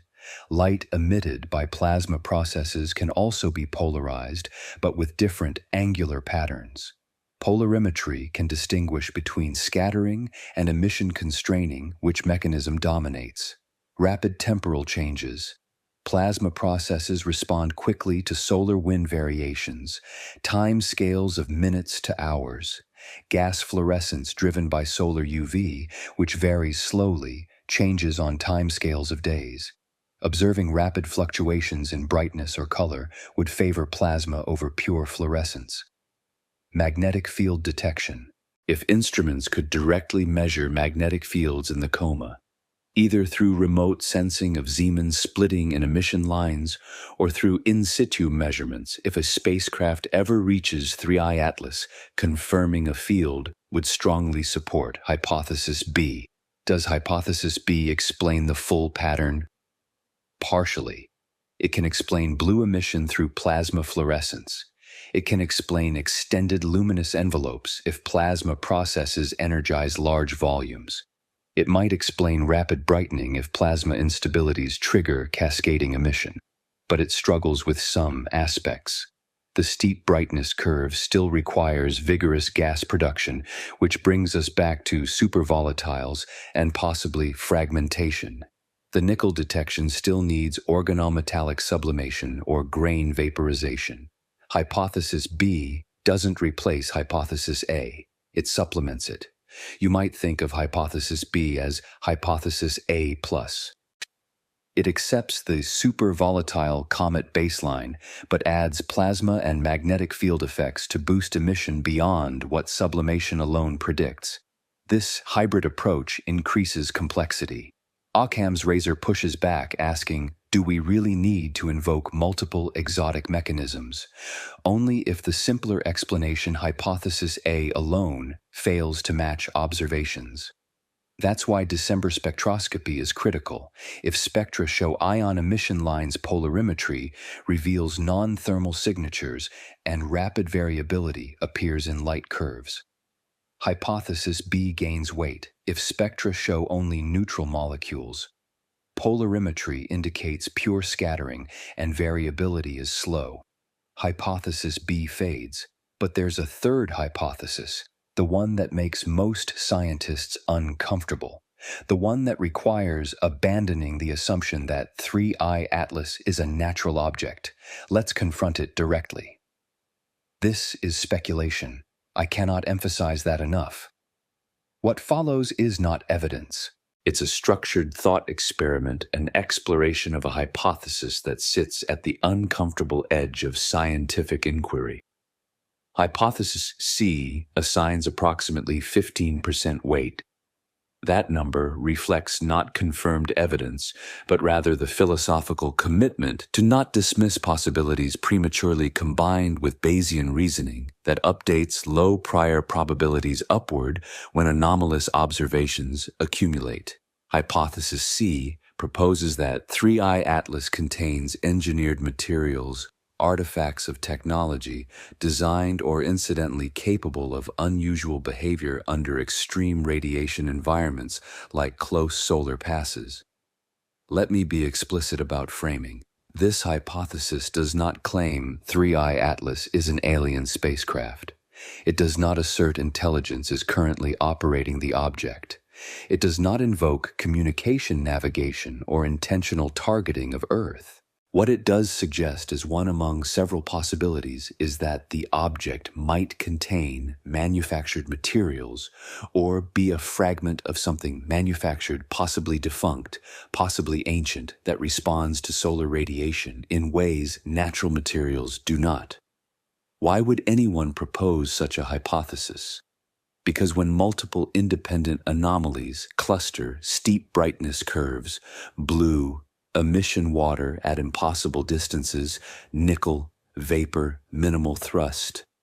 Despite apparent activity, you reach a point where natural explanations require stacking implausible scenario upon implausible scenario.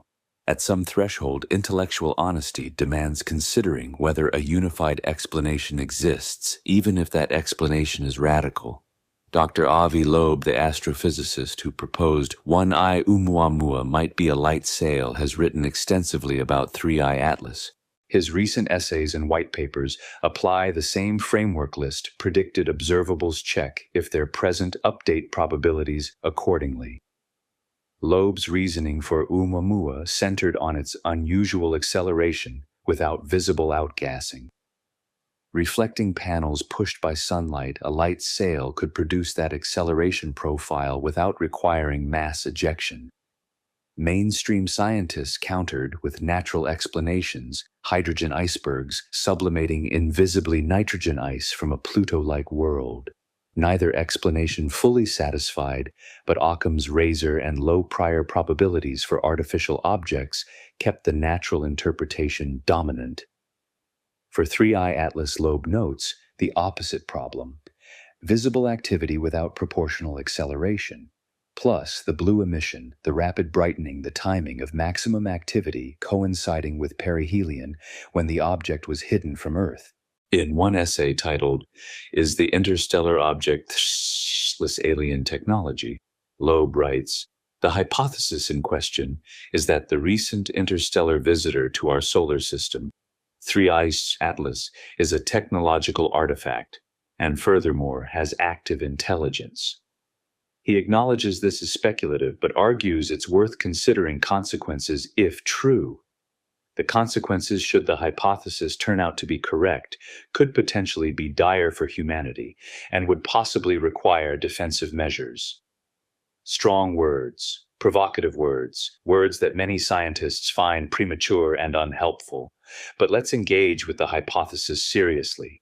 If a civilization wanted to send probes through interstellar space, able to survive encounters with stars, what design requirements would they face? Refractory materials. The probe must withstand intense radiation without melting or ablating catastrophically. Metals, ceramics, carbon composites, materials with high melting points and low vapor pressures, protective coatings. UV radiation and particle bombardment could degrade surfaces over millions of years. Coatings that self-heal or that form protective oxide layers would extend lifespan. Passive systems. Active control requiring energy budgets and moving parts would fail over deep time. Better to use passive mechanisms triggered by environmental conditions. Energy harvesting. If the probe needs to power instruments or telemetry, what energy source? Solar panels near a star, radioisotope generators, or perhaps materials that fluoresce or emit when exposed to radiation, creating visible signatures intentionally or as byproduct. Now imagine such a probe or fragment of one entering our solar system. As it descends toward the sun, solar flux increases, UV intensifies, temperature rises. At some threshold, materials respond.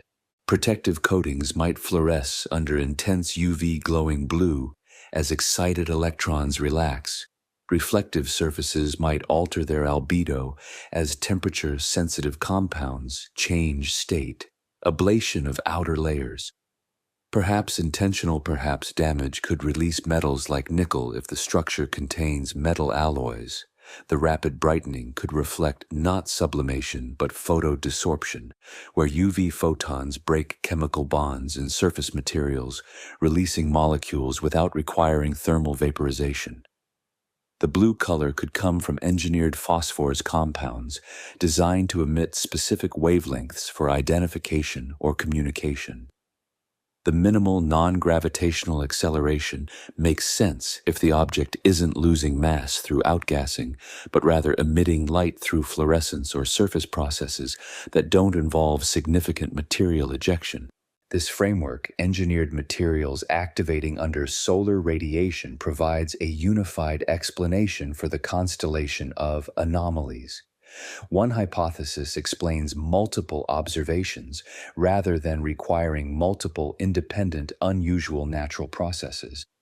But, and this is crucial, this framework is not evidenced. It's speculative extrapolation from anomalous data. The anomalies could all have natural explanations that we simply haven't identified yet because our experience with interstellar comets is so limited. What observations would support? Hypothesis C. Structural regularity. High-resolution imaging revealing geometric patterns, planes, edges, symmetries inconsistent with random aggregation of ice and rock.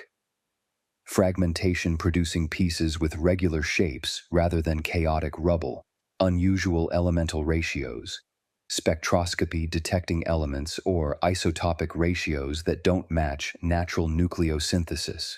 For example, enrichment in specific isotopes that wouldn't occur through stellar processes but might result from industrial refinement. Narrow band emission lines not corresponding to known atomic or molecular transitions. If instruments detect emission at wavelengths that don't match any element or molecule in our databases that would suggest artificial phosphors or exotic materials. Periodic signals. Radio or optical pulses repeating with mathematical precision would be unambiguous, but this is extremely unlikely. A defunct probe or debris wouldn't broadcast.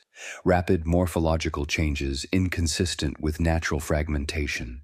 If the object split into pieces that then exhibited correlated behavior, moving in formation, changing brightness synchronously that would suggest active systems rather than passive breakup. None of these have been observed, none have been reported. The hypothesis rests entirely on the statistical clustering of anomalies and the struggle of natural explanations to account for all of them simultaneously. What's the Bayesian logic? Start with a prior. How likely is it before any observations that 3i Atlas is artificial? Most scientists would assign extremely low probability, perhaps 1 in a billion or lower. Technological civilizations are rare, interstellar probes even rarer. The probability that such a probe happens to visit our solar system during the brief window of human technological civilization is vanishingly small. But priors update with evidence. Each anomalous observation's steep brightness, curve blue color, water vapor nickel vapor increases the probability slightly. Not dramatically because each anomaly could be natural, but each shifts the needle. Even with multiple anomalies, if the prior is 1 in a billion and each observation increases probability by a factor of 10, you'd need many such observations to reach even modest posterior probabilities, like 1 in 1,000. We're not there. We don't have enough evidence to overcome the low prior. Hypothesis C remains unlikely, carrying perhaps 10–15% weight in a Bayesian framework that refuses to dismiss possibilities but correctly assigns them low confidence absent extraordinary evidence. Carl Sagan's dictum applies. Extraordinary claims require extraordinary evidence. A steep brightness curve is not extraordinary evidence. Blue emission is not extraordinary evidence. Together, they're unusual, puzzling, worthy of investigation. But they're not the smoking gun that would elevate hypothesis C above speculation. What would constitute extraordinary evidence? A transmission. Structural imaging showing manufactured components. Spectroscopy revealing materials that couldn't form naturally. In situ measurements by a spacecraft encountering the object and finding metal plastics or organized structures. None of these have occurred. So why discuss hypothesis C at all? Because science progresses by considering possibilities, not by reflexively dismissing them. Because intellectual honesty requires acknowledging when natural explanations struggle.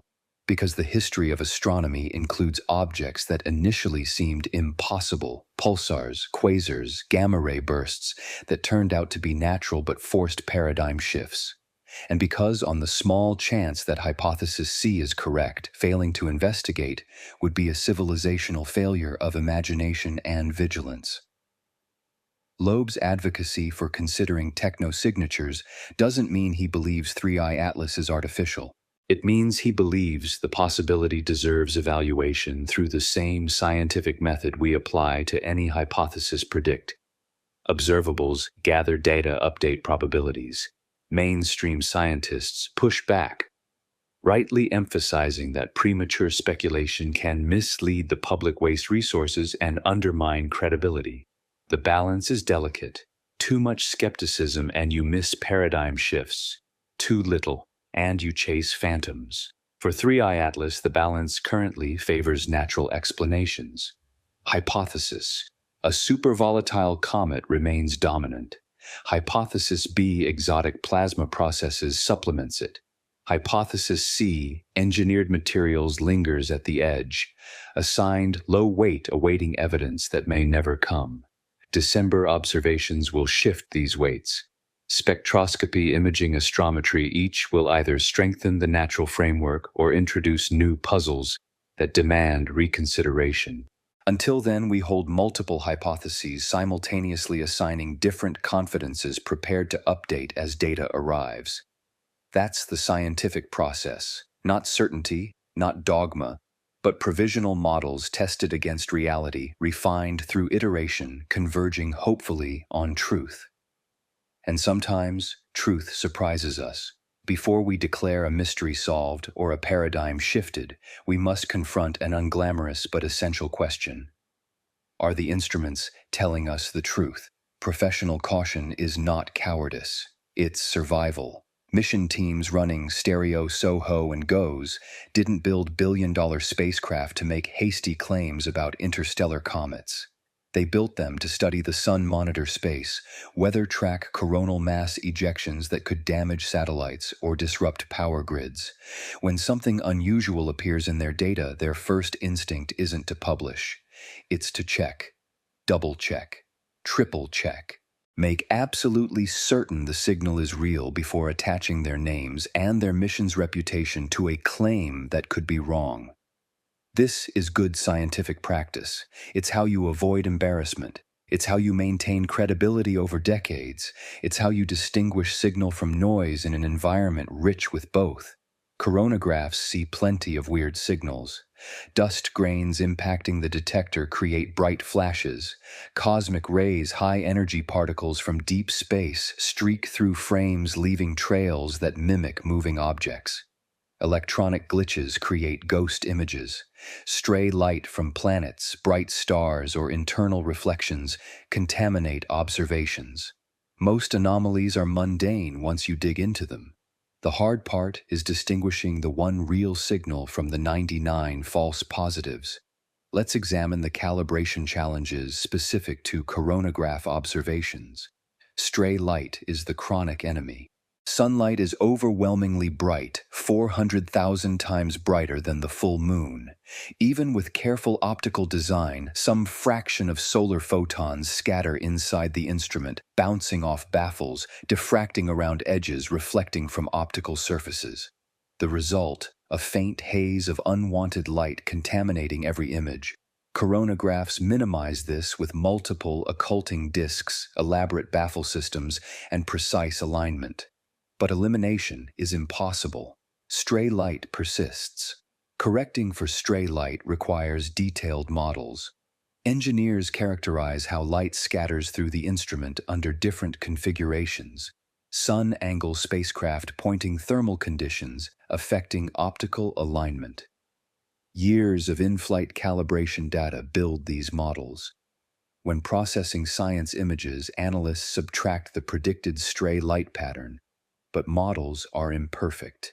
Residual stray light remains varying with conditions not fully captured in calibrations. Could stray light bias brightness measurements?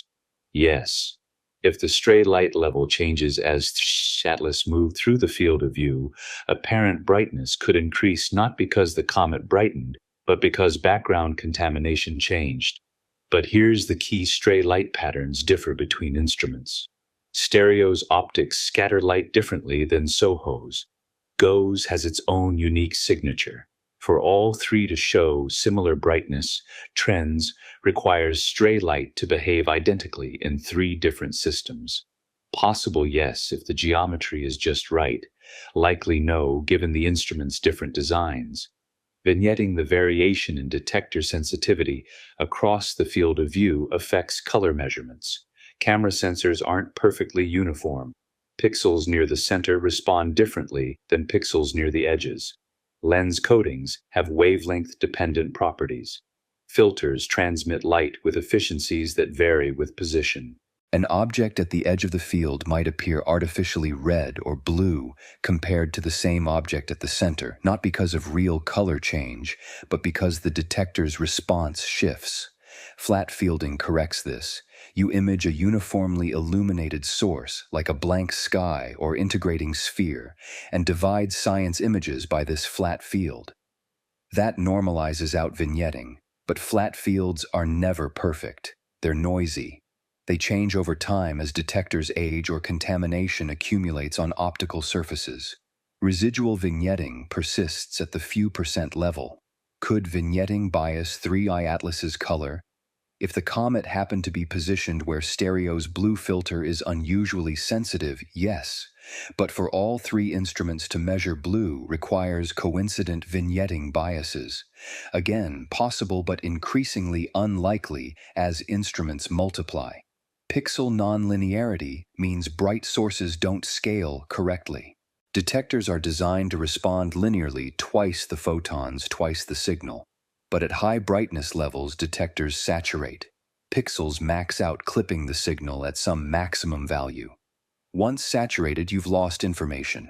You can't measure true brightness. You can try estimating it by fitting the wings of the point spread function using unsaturated pixels nearby, but that's model-dependent and error-prone. Did 3i Atlas saturate detectors during perihelion? If so, brightness measurements become guesses, not data. The steep power law could be artifact of mishandled saturation.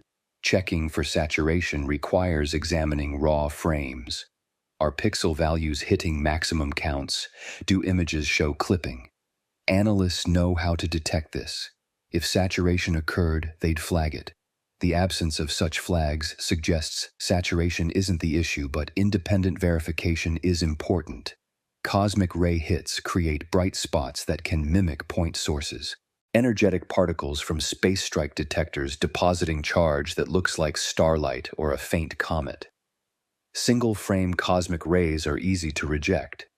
You compare consecutive frames. If a bright spot appears in one frame but not the next, it's probably a cosmic ray, not a real object. But what if cosmic rays hit repeatedly in the same region? Or what if the object you're tracking happens to overlap?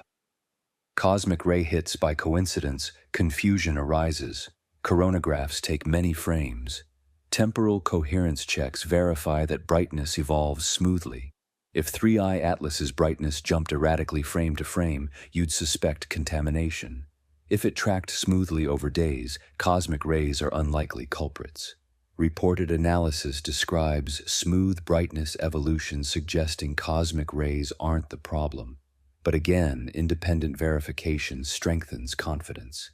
Background subtraction is art as much as science. The solar corona itself emits light-scattered photosphere plus plasma emission from hot coronal gas. This background isn't uniform. It has structure streamers loops, transient brightenings from solar activity. To extract a faint comet, you must subtract the background, but how you can't simply subtract a fixed pattern because the corona evolves. Analysts build time-dependent background models, smoothing out transients, leaving stationary or slowly moving features. But comets move. If your background model accidentally includes the comet, you subtract it away.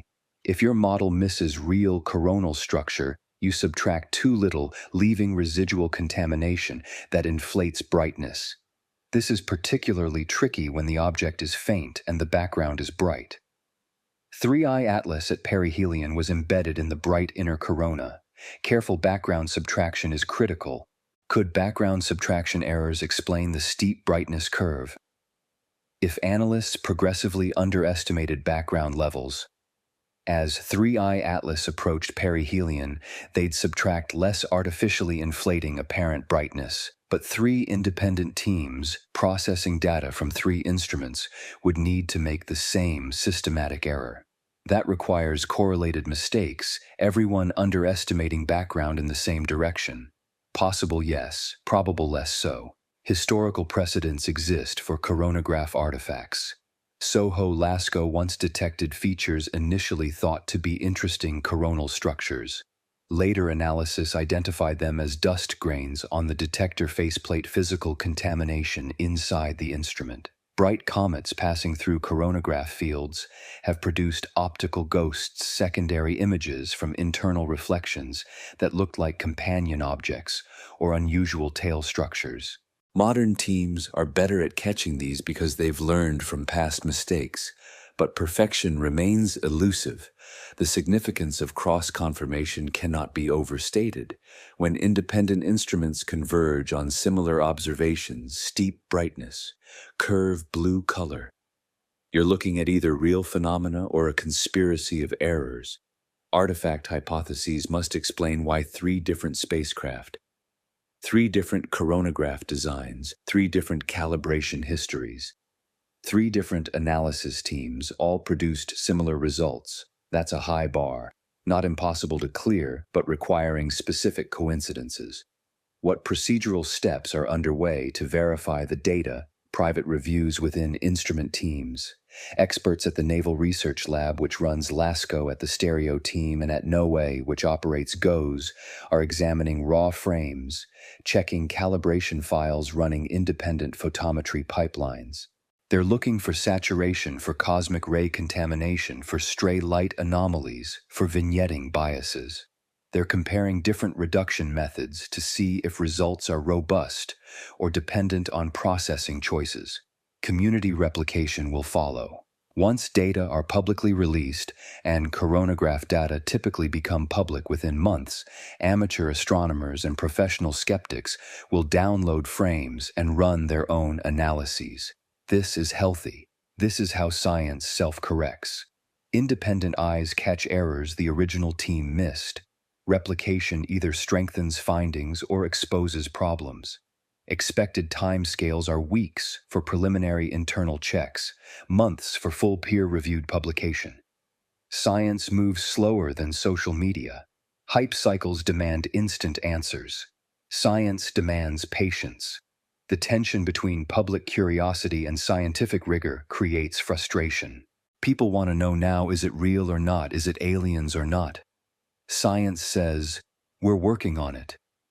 Check back in February when papers are published and vetted. That's unsatisfying but necessary. Rushing to conclusions serves no one. Waiting for confirmation serves everyone. What would real confirmation look like? Multiple lines of evidence converging. Spectroscopy showing anomalous emission lines that can't be explained by known cometary chemistry. High-resolution imaging revealing structure inconsistent with natural rubble pile nuclei. Detection of periodic signals or spatial patterns indicating design.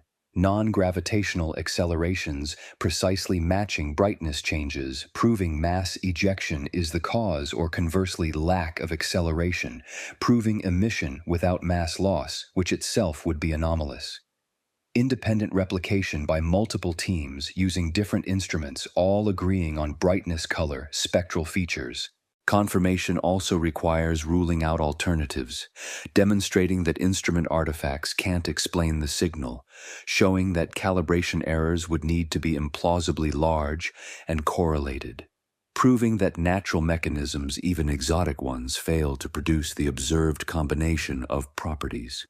Extraordinary claims demand extraordinary evidence, and extraordinary evidence means exhausting ordinary explanations first. The drama of real versus fake signal versus noise discovery versus artifact is central to modern astronomy. Every major finding goes through this gauntlet.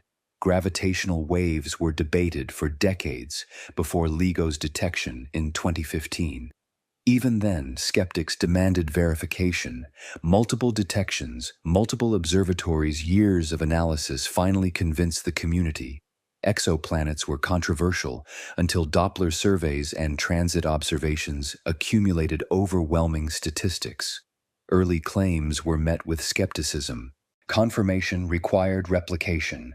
Fast radio bursts were suspected instrumental glitches until multiple telescopes confirmed them. Even now, their origin remains debated. 3I Atlas is the latest object to enter this crucible. It will either emerge, validated a genuine anomaly demanding new models, or it will dissolve into a cautionary tale about measurements at the limits of instrumental capability. We stand at the inflection point. The instruments have spoken. The teams are checking. The community is watching. And in the background, a date approaches. December 19th. The moment when 3I Atlas makes its closest approach to Earth and ground telescopes finally get their chance. If the coronagraphs were right, December will bring confirmation and spectacle. If they were wrong, December will bring disappointment and lessons learned. Either way, we're about to find out. Mark your calendar. December 19th, 2025. That's when 3I Atlas reaches its closest approach to Earth 93 astronomical units, or about 170 million miles, roughly 270 million kilometers, still well outside Earth's orbit. No danger of impact, but close enough finally for ground-based telescopes to observe without fighting solar glare. Close enough for detailed spectroscopy, for high-resolution imaging, for the full arsenal of astronomical instrumentation to bear down on this enigmatic visitor. For months, we've relied on spacecraft coronagraphs, on oblique observations, on data gathered under less than ideal conditions. December changes that. December is when the big guns point skyward. Let me walk you through what's coming. The observation campaign is already planned. Directors at Hubble and Webb have allocated discretionary time. These are the premier space telescopes. Hubble with its exquisite visible light imaging, Webb with its unmatched infrared sensitivity. Both can observe 3i Atlas once it emerges from solar conjunction. Ground-based facilities are mobilizing too. The Keck Observatory in Hawaii, the Very Large Telescope in Chile. The Gemini telescopes in both hemispheres all are scheduling observations. Smaller facilities, university observatories, and amateur networks are coordinating campaigns to track the comet's evolution. This is science at its collaborative best. Hundreds of astronomers, dozens of institutions, multiple countries all focused on one object. The data volume will be immense. The analysis will take months. But the observations themselves unfold across just a few critical weeks. What are they looking for? Spectroscopy is the gold standard. Spectrographs split light into its constituent wavelengths, revealing the unique fingerprints of atoms and molecules. Every element, every compound has characteristic emission or absorption lines at specific wavelengths determined by quantum mechanics. Visible spectroscopy will search for molecular emission lines. Cyanogen CN emits in the near UV and violet around 380–390 nanometers. Diatomic carbon C2 has bands in the blue and green 475–60 nanometers. These are common in comets producing the characteristic greenish color. If 3i Atlas's blue color comes from CN, and C2 spectroscopy will confirm it by showing strong emission in those bands. Forbidden oxygen lines at 500–510 nanometers glow blue-green. If present, they'd indicate oxygen-rich chemistry and possibly plasma processes exciting oxygen atoms. Infrared spectroscopy targets supervolatiles. Carbon monoxide has strong bands around 4.7 microns. Carbon dioxide emits at 4.3 and 15 microns. These are James Webb's domain. Webb's near-infrared spectrograph and mid-infrared instrument can detect these molecules with exquisite sensitivity. If hypothesis A is correct, if supervolatiles dominate Webb, should see strong CO and CO2 emission. The intensity ratios will constrain how much of each molecule is present, informing models of the comet's bulk composition. If spectroscopy doesn't show CO and CO2, hypothesis A struggles. You'd need to explain the brightness and color without supervolatile sublimation pushing you toward hypothesis B or C. Polarimetry measures how light's electromagnetic waves are oriented. Scattered light becomes polarized. The degree and angle depend on particle size and composition. Dust grains larger than the wavelength of light, several microns, produce low polarization. Submicron grains, those that could cause Rayleigh scattering and blue color, produce higher polarization with specific angular patterns. By observing polarization at different wavelengths, astronomers can map grain size distributions in the coma. This distinguishes whether the blue color comes from small particles scattering light or from gas emission. High polarization supports the Rayleigh scattering hypothesis. Low polarization suggests gas fluorescence dominates. High cadence imaging tracks rapid changes. Hubble's cameras can resolve the inner coma at subarc-second scales. If 3i Atlas is fragmenting, pieces will separate over days, appearing as distinct sources. Jets or asymmetric features. Brightness enhancements in specific directions indicate localized outgassing from active regions on the nucleus. Rotation causes jets to sweep around, creating spiral patterns in the coma. Time-resolved imaging, at intervals of hours to days, builds movies of the coma's evolution, revealing dynamics invisible in single snapshots. If fragmentation occurred at perihelion December, imaging should show the aftermath, multiple fragments, each with its own coma separating at measurable velocities. Astrometry precise position measurements continues tracking non-gravitational acceleration. If vigorous outgassing produces thrust, that thrust accumulates into detectable orbital deviations. Observations in December and January combined with earlier data will reveal whether 3i Atlas's trajectory matches purely gravitational predictions or shows systematic offsets indicating non-gravitational forces. If acceleration becomes obvious, it confirms mass ejection. If acceleration remains absent despite continued activity, the mystery deepens. There's even a possibility of radar observations, though this is a long shot. Radio telescopes, like the upgraded Arecibo facility, if operational or Goldstone, can bounce radio waves off objects and measure echoes. Radar detects dense structures. A fluffy comet nucleus scatters radar weakly. Signals fade in the porous ice. A solid metallic object scatters strongly. If 3I Atlas has a radar-bright core that would suggest high density or metal content, potentially supporting unusual composition or speculatively artificial materials. But radar requires the object to be close and at favorable geometry. A 3I Atlas at Zarjoru, 93. AU may be too far for strong returns. Still attempting the observation costs little and could yield valuable constraints. Now let's talk scenarios. What might December reveal? Scenario A, continued brightening. If supervolatile outgassing persists or even accelerates as residual heat drives continued, sublimation brightness could stay elevated or increase. Power law extrapolations suggest 3I Atlas might reach visual magnitude 8 or 9 by mid-December. That's faint but accessible.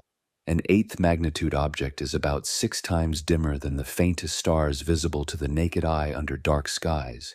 But small telescopes, 6-inch reflectors in amateur setups, can easily detect it.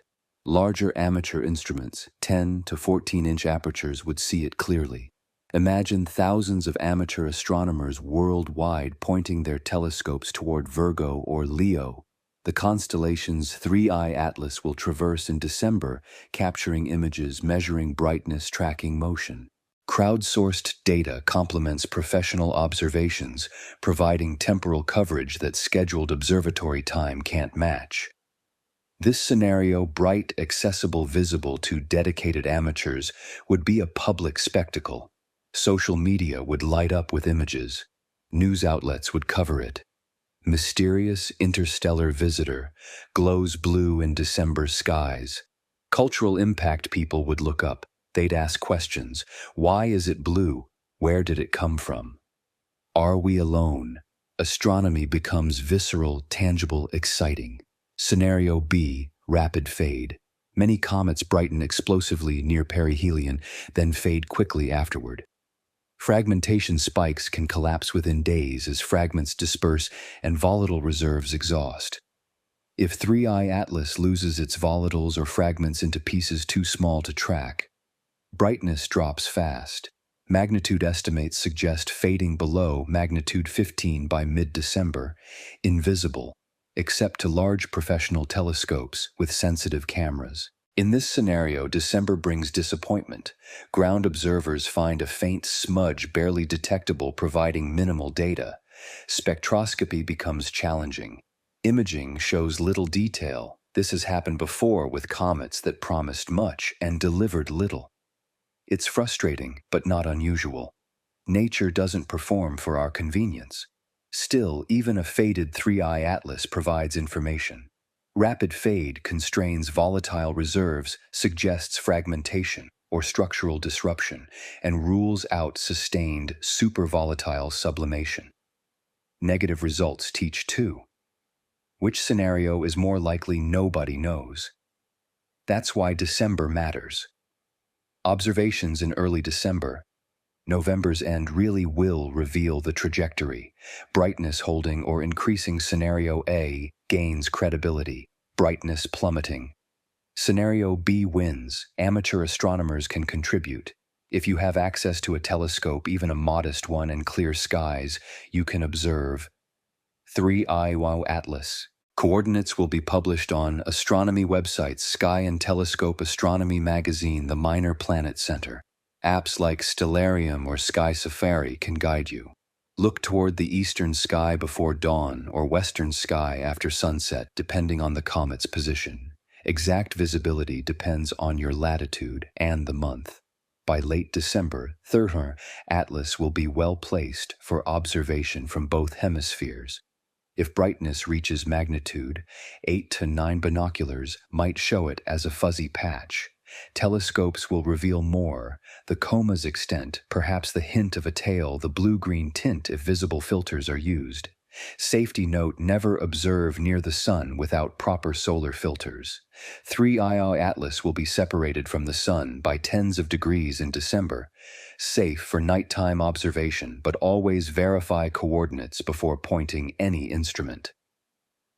Ethics note: don't claim discovery or issue alerts without confirming through established channels. The professional community coordinates reporting. Contributing observations is wonderful. Creating confusion is not. The potential for public engagement is real. Imagine December evenings with families bundled against the cold, pointing telescopes skyward, catching glimpses of an object that formed before Earth existed now, passing through our cosmic neighborhood for the first and only time in human history. That connection between ancient cosmos and human curiosity is what astronomy offers. It's why we study these visitors.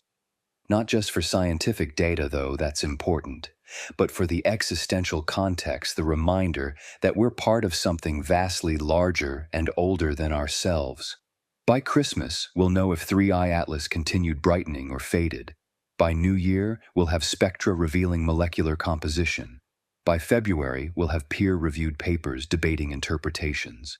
The story moves fast now. After months of preparation, observations, and analysis, December concentrates the action. A few weeks determine whether this mystery resolves or deepens. One more thing: December observations don't end the story. 3i Atlas will remain observable through early 2026 as it recedes from the sun. Continued monitoring tracks long-term evolution, captures late outbursts if they occur, measures how activity decays with distance. March 2026 brings another milestone: closest approach to Jupiter, about 54 million kilometers. NASA's Juno spacecraft orbiting Jupiter could potentially observe 3i Atlas from that vantage point, imaging it against Jupiter's cloud tops, perhaps even using Juno's radio antenna to check for radio emissions. Radio emissions would be a techno-signature, unambiguous evidence of technology. The probability is vanishingly small, but checking costs little. And then, after March 30th, Atlas exits the inner solar system. It climbs back out through the asteroid belt, past Jupiter, past Saturn, past the ice giants, into the Kuiper Belt and beyond. By 2027, it will be too faint for all but the largest telescopes. By 2030, it will be gone, swallowed by distance and darkness. One chance. One observing window. December 2025 through March 2026. That's all we get, so the stakes are high. The community is mobilized, the instruments are ready, and whatever we learn, whether it confirms 3i Atlas is an exotic but natural comet, reveals plasma processes we've never seen, or delivers data that defies all expectations, will shape how we think about interstellar visitors for decades to come. The implications extend far beyond one object. Let's explore what 3i Atlas, regardless of interpretation, teaches us about the future of interstellar object science. Paradigms shift when exceptions accumulate. One anomaly might be a fluke. Two might be coincidence. Three starts a pattern, and patterns demand explanation. 3i Atlas might be another exception, the third interstellar visitor, forcing us to rethink how we classify and study objects from beyond our solar system. Let's step back. Let's look at the bigger picture. Because 3i Atlas isn't just about one comet. It's about how we prepare for the next one and the one after that, and the dozens that we'll visit in the coming decades as our detection capabilities improve. Our taxonomy of celestial objects is built on solar system experience. Asteroids, rocky, inert, mostly composed of silicates and metals. Comets, icy, active, developing comas, and tails as volatiles sublimate. The categories are clear, the boundaries well defined. But interstellar visitors don't respect our taxonomy. 1i Oumuamua was asteroid-like in color and lack of visible coma, but comet-like in its non-gravitational acceleration. It didn't fit neatly into either box. We called it an asteroid by default, then debated whether it was really a comet with exotic volatiles or a nitrogen iceberg from a Pluto-like world, or controversially, a light sail. 2I Borisov was clearly cometary, familiar chemistry visible coma spectroscopy showing typical molecules. It validated our understanding, yes, other stellar systems form comets like ours. We know how to interpret these. 3I Atlas defies easy classification. It has volatiles and a coma, so it's comet-like. But its brightness, curve, color, emission signatures challenge our comet models. It's familiar enough to seem natural, but strange enough to resist simple explanation. 3 visitors, 3 categories. The new taxonomy needs more boxes. Category 1, comet-like interstellar objects that behave normally. Borisov fits here. Future visitors with standard water ice chemistry, predictable brightening, familiar spectroscopy will populate this category. They'll be scientifically interesting. Every interstellar comet carries chemical fingerprints from its parent system, but not paradigm challenging.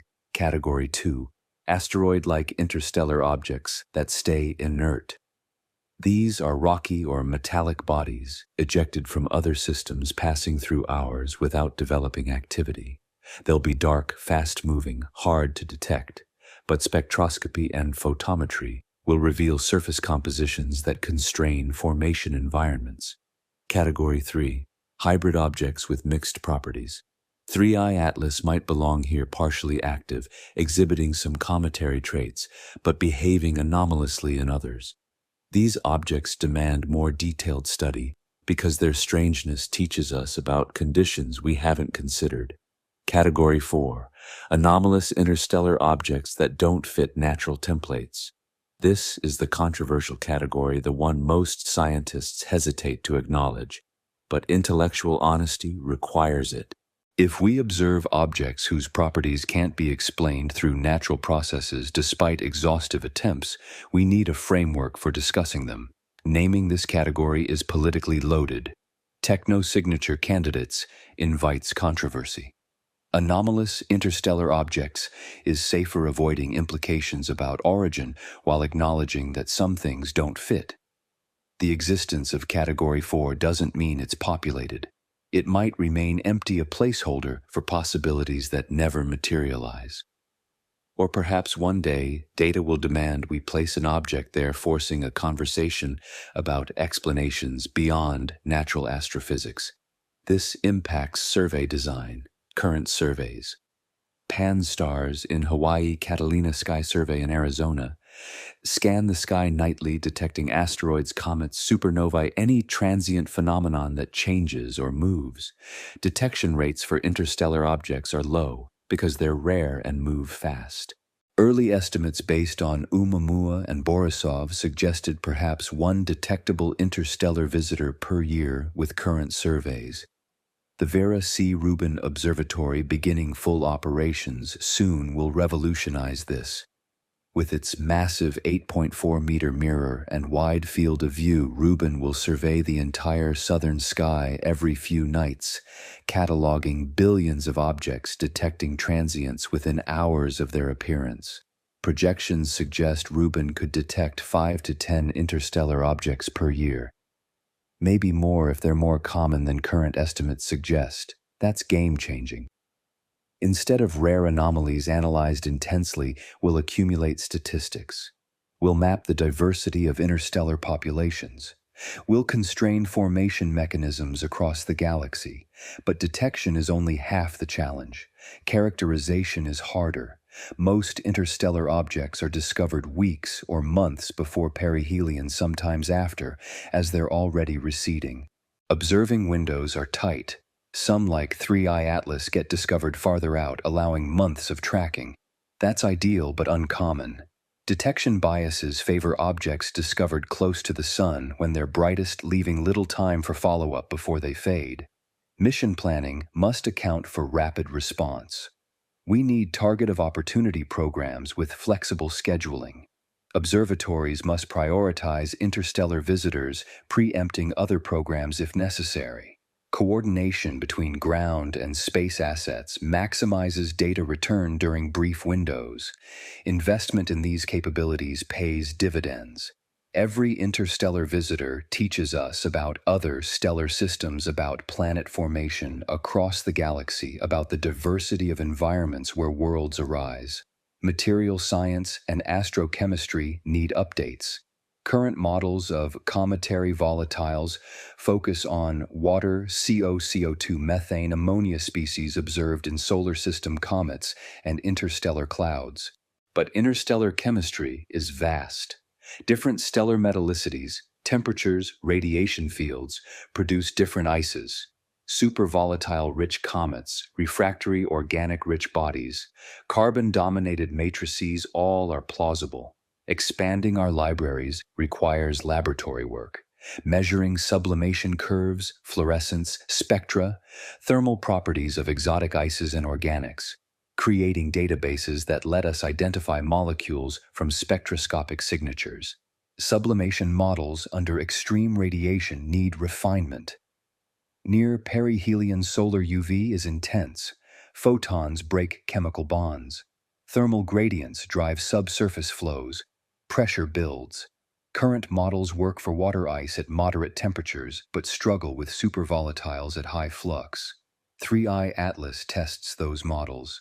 If they fail to predict its behavior, we iterate. Adding physics, we've neglected pressure-cooked releases, photodesorption, plasma interactions. Surface chemistry, altered by billions of years in interstellar space. Non-Earth-centric thinking is essential. Life on Earth biases us toward carbon, oxygen, nitrogen, water. But comets don't care about biology. Interstellar comets even less so. Exotic molecules, polymers, organics we've never synthesized, chemical pathways unknown in terrestrial labs might be common elsewhere. Spectroscopy revealing unfamiliar emission lines forces us to identify new compounds, expanding our cosmic chemical inventory. Survey strategy improvements focus on short-window phenomena near the Sun. Coronagraph networks are undervalued. SOHO and STEREO were designed for solar physics, yet they've discovered thousands of comets incidentally. Dedicated coronagraph constellations optimized for transient detection could reliably catch objects like 3i Atlas. Small satellites with wide-field coronagraphs positioned at multiple Lagrange points provide continuous coverage of the inner solar system. Cost is modest, tens of millions per satellite. A dozen spacecraft create redundancy, enabling parallax multi-wavelength coverage and cross-calibration. Total constellation cost under $1 billion is cheap compared to flagship missions costing $5 billion or more. Rapid response telescopes, robotic systems that can slew to targets within minutes, enable early spectroscopy. By the time humans schedule observations, critical windows may close. Autonomous systems reduce latency, maximizing science from fleeting events. Ground-based networks like Atlas and Zwicky Transient Facility demonstrate this. Expanding such networks globally ensures 24-hour coverage. Objects don't wait for convenient observing schedules. Policy and messaging dimensions matter. How scientists communicate uncertainty shapes public perception. Oumuamua taught us that ambiguous findings get sensationalized. Headlines scream, "Alien probe," while papers cautiously say, "More data needed." 3i Atlas is following the same trajectory. Responsible communication means stating what's known, what's uncertain, what's speculative clearly without jargon, but without dumbing down. Label hypotheses as hypotheses, not conclusions. Push back against hype without stifling legitimate inquiry. Walk the line between premature claims and excessive caution. Mission concepts motivated by interstellar visitors include rapid deep space interceptors. Imagine a small satellite on standby, fueled and ready, waiting for an interstellar object to be detected. When one appears, the spacecraft launches within weeks, not years.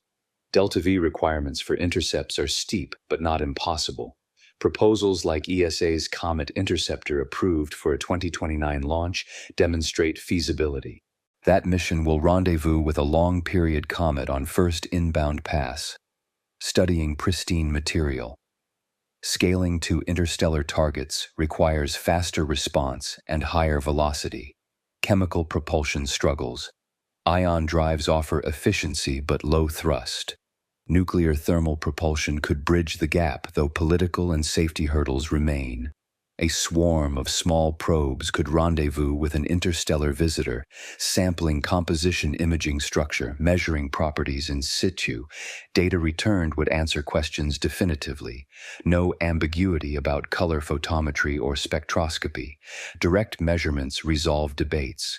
Cost is the bottleneck. A dedicated intercept mission might cost several $100 million to $1 billion. That's significant but not impossible. Sharing costs internationally reduces individual burdens. High-frequency solar coronagraph constellations are cheaper and more practical near-term. Deploy a dozen small satellites across cislunar space or at Lagrange points, each carrying a coronagraph. Cost per satellite tens of millions, total under $1 billion. When objects pass near the Sun, multiple spacecraft observe simultaneously. Parallax constrains distance. Multi-wavelength coverage reveals spectral energy distributions. Cross-calibration validates findings. Compare that investment under $1 billion for a constellation providing decades of observations to flagship missions costing $5 billion for single targets. The cost-benefit favors constellations for broad surveys and rapid response. Cultural implications can't be ignored. If 3I Atlas were confirmed as engineered humanity's worldview shifts irrevocably, we're not alone. Intelligence exists beyond Earth. That realization reshapes philosophy, religion, science, funding, international cooperation. Even if natural 3I Atlas reminds us the universe holds surprises, humility is appropriate. Our models are provisional. Nature, or perhaps something else, keeps teaching us. Every anomaly, every unexplained observation, every object that defies expectations pushes us to think harder, observe more carefully, remain open to possibilities we hadn't imagined. That's the gift 3I Atlas offers regardless of its ultimate interpretation. It challenges us, it forces growth, it expands our cosmic perspective, and it sets the stage for future visitors. Because 3I Atlas is not the last. The galaxy is vast, filled with billions of stellar systems ejecting comets and asteroids into interstellar space. Our sun captures a tiny fraction of those wanderers. As our detection capabilities improve, the trickle becomes a stream. We'll track dozens per year, then hundreds. Each one carries data, each one teaches. Some will be mundane, some will be fascinating, and perhaps, just perhaps, one day we'll encounter something that forces us to reconsider our cosmic solitude. Until then, we watch. We learn. We prepare. Science doesn't happen in isolation. Breakthroughs cluster, anomalies cross-pollinate, and understanding one mystery often illuminates others in unexpected ways. Let me connect 3I Atlas to the broader scientific landscape of 2025, because this year has been extraordinary for astronomy, fundamental physics, and the technologies we use to explore reality. First, consider exoplanet atmospheres. The James Webb Space Telescope has revolutionized our ability to study planets orbiting other stars. In 2025, Webb detected molecular signatures in exoplanet atmospheres that nobody predicted. One system showed methane coexisting with oxygen, a combination thermodynamics says shouldn't persist in equilibrium. Chemical reactions should destroy one or the other quickly. Yet there they are together, suggesting disequilibrium chemistry driven by photochemistry, vertical mixing, or processes we don't fully understand. Another system displayed emission features tentatively attributed to complex organics molecules, far heavier than expected in hot Jupiter atmospheres. If confirmed, these organics challenge formation theories and suggest chemistry pathways we've overlooked. The parallel to 3i Atlas is methodological. Both involve remote spectroscopy revealing surprises. Both force rapid model revision. Both remind us that the universe's chemical diversity exceeds our catalogs. Exoplanet atmospheric retrieval codes, algorithms that invert spectra to infer composition, assume certain physics and chemistry. When assumptions fail, retrievals produce nonsense or flag inconsistencies. 3i Atlas's spectrum, once obtained in December, will undergo similar analysis. Lines matched against databases, anomalies forcing new hypotheses. If familiar molecules explain everything, natural origin seems secure. If unfamiliar features appear, questions multiply. Techniques developed for exoplanets, forward modeling emission and absorption, Bayesian retrieval error propagation, applied directly to small body spectroscopy. Software tools are portable. Expertise transfers. Collaborations between exoplanet scientists and solar system astronomers accelerate progress. Second, consider gravitational waves. Pulsar timing arrays networks of radio telescopes monitoring dozens of millisecond pulsars across the galaxy reported hints of a stochastic gravitational wave background in 2023. Follow-up through 2025 strengthens the signal. Gravitational waves at nanohertz frequencies create correlated timing residuals in pulsars distributed across the sky. Arrays measure pulse arrival times with nanosecond precision. Deviations from predicted arrival times correlated between pulsars, according to specific angular patterns, signal gravitational waves stretching and compressing space-time.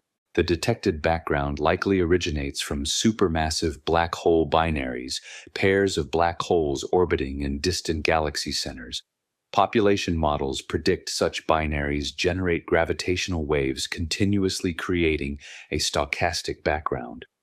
But the amplitude observed is higher than some models predicted, forcing re-evaluation of black hole merger rates, galaxy evolution, and dynamical friction in galactic nuclei. The conceptual parallel to 3i Atlas both involve detecting faint, unexpected signals in noisy data. Both require years of careful observation and statistical analysis. Both challenge existing models. Pulsar timing arrays opened a new low-frequency window on the universe, revealing phenomena invisible to other instruments. Coronagraphs, though older technology, provided a unique window on perihelion events hidden from Earth. Frontier science pays dividends when researchers listen for faint anomalies and take them seriously. Pulsar timing anomalies could have been dismissed as instrumental noise. Instead, collaborations investigated rigorously. Redundancy across dozens of pulsars and multiple observatories ensured the signal wasn't local interference.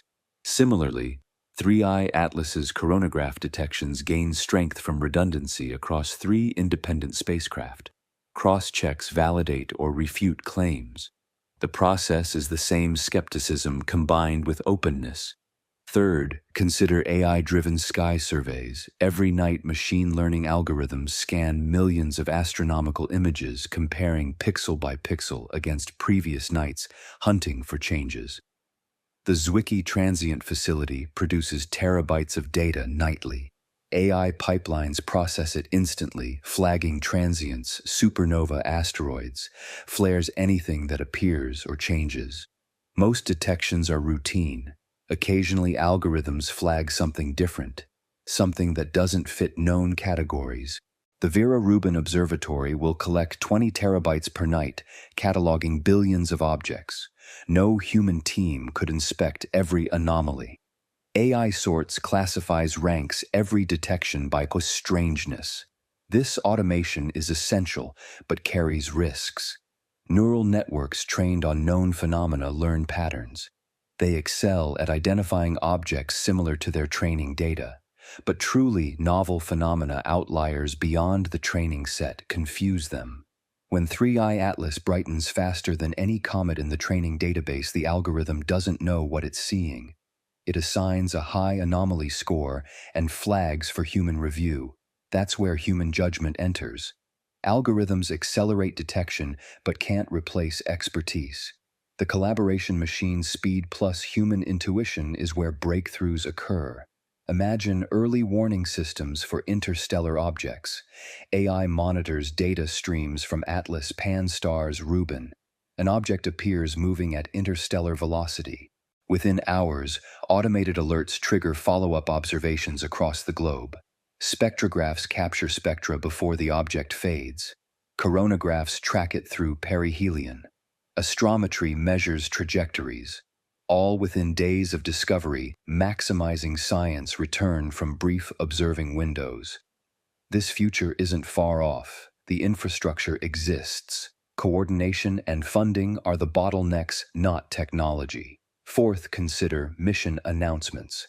2025 brought proposals for rapid response interceptors, small satellites designed for launch on short notice when interstellar objects are detected.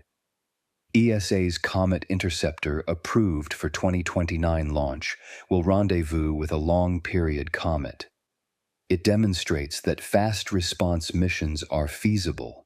NASA's DART mission impacted asteroid Dimorphos in 2022, proving rapid targeting works. OSIRIS-REx returned samples from asteroid Bennu, showing sample return is achievable. Combining these capabilities, rapid launch, precise targeting, sample return into an interstellar interceptor is technologically ready. Funding and commitment are what's missing. Political realities complicate. Agencies hesitate funding one-off missions for unpredictable targets. Budget cycles are slow. Interstellar objects arrive without warning. Advocates propose small-sat constellations keep multiple spacecraft fueled and ready in storage orbits. When a target appears, launch the nearest spacecraft. Cost spreads over multiple potential missions, reducing single-target risk. Total constellation cost under $1 billion makes it affordable compared to flagship missions costing multiple billions. It's a feasible investment for transformative science. Fifth, briefly note, quantum and fundamental physics surprises. ISS experiments in material science reported unexpected behaviors under microgravity, crystallization producing structures unpredicted by ground-based models. Quantum fluids exhibiting phase transitions at temperatures slightly off theoretical calculations. These aren't paradigm shifts, but refinements, reminders that theory and experiment must continually check each other. Dark matter, direct detection experiments, tighten constraints ruling out parameter space without detecting signal yet. Each null result narrows possibilities guiding future searches. The lesson, scientific eras are defined by surprise, anomalies across fields. Astronomy, gravitational waves, AI-driven discovery, mission design, quantum experiments point to periods where instrumental sensitivity exceeds theoretical anticipation. We detect things before we understand them. The Shy Atlas fits this pattern. One more anomaly in an era rich with them.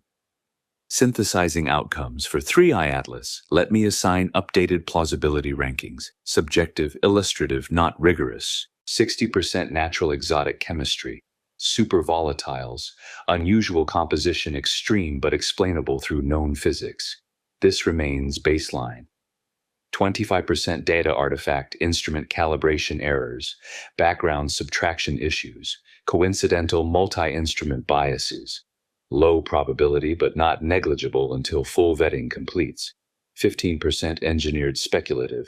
Assigned low, prior updated slightly by anomalous observations, but not enough to dominate posterior probability.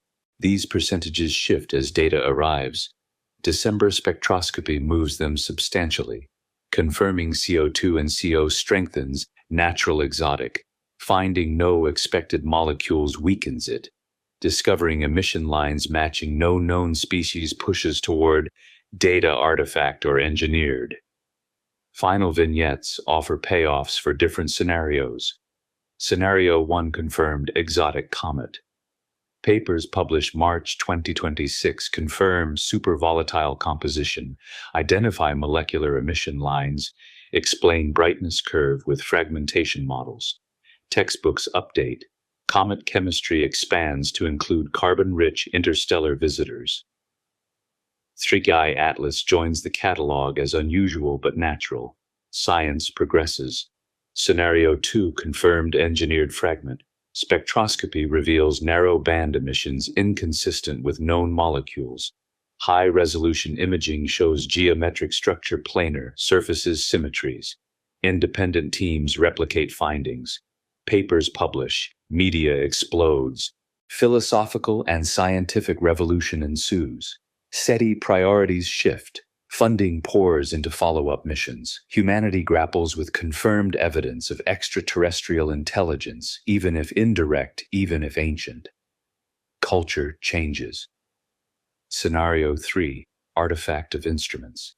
Detailed calibration reviews find correlated errors in all three coronagraphs. Stray light, plus vignetting, plus background misestimation, produced apparent blue color and steep brightness curve. Real object was fainter neutral color, normal comet. Papers retract claims. Community learns lessons about coronagraph limits. Three-Eye Atlas fades from public memory as cautionary tale. Science self-corrects. Call to action for the public and amateurs. Observe safely. Verify coordinates from trusted sources. Minor planet center JPL horizons. Use apps to locate objects. Report observations to established networks, not social media first. Be patient.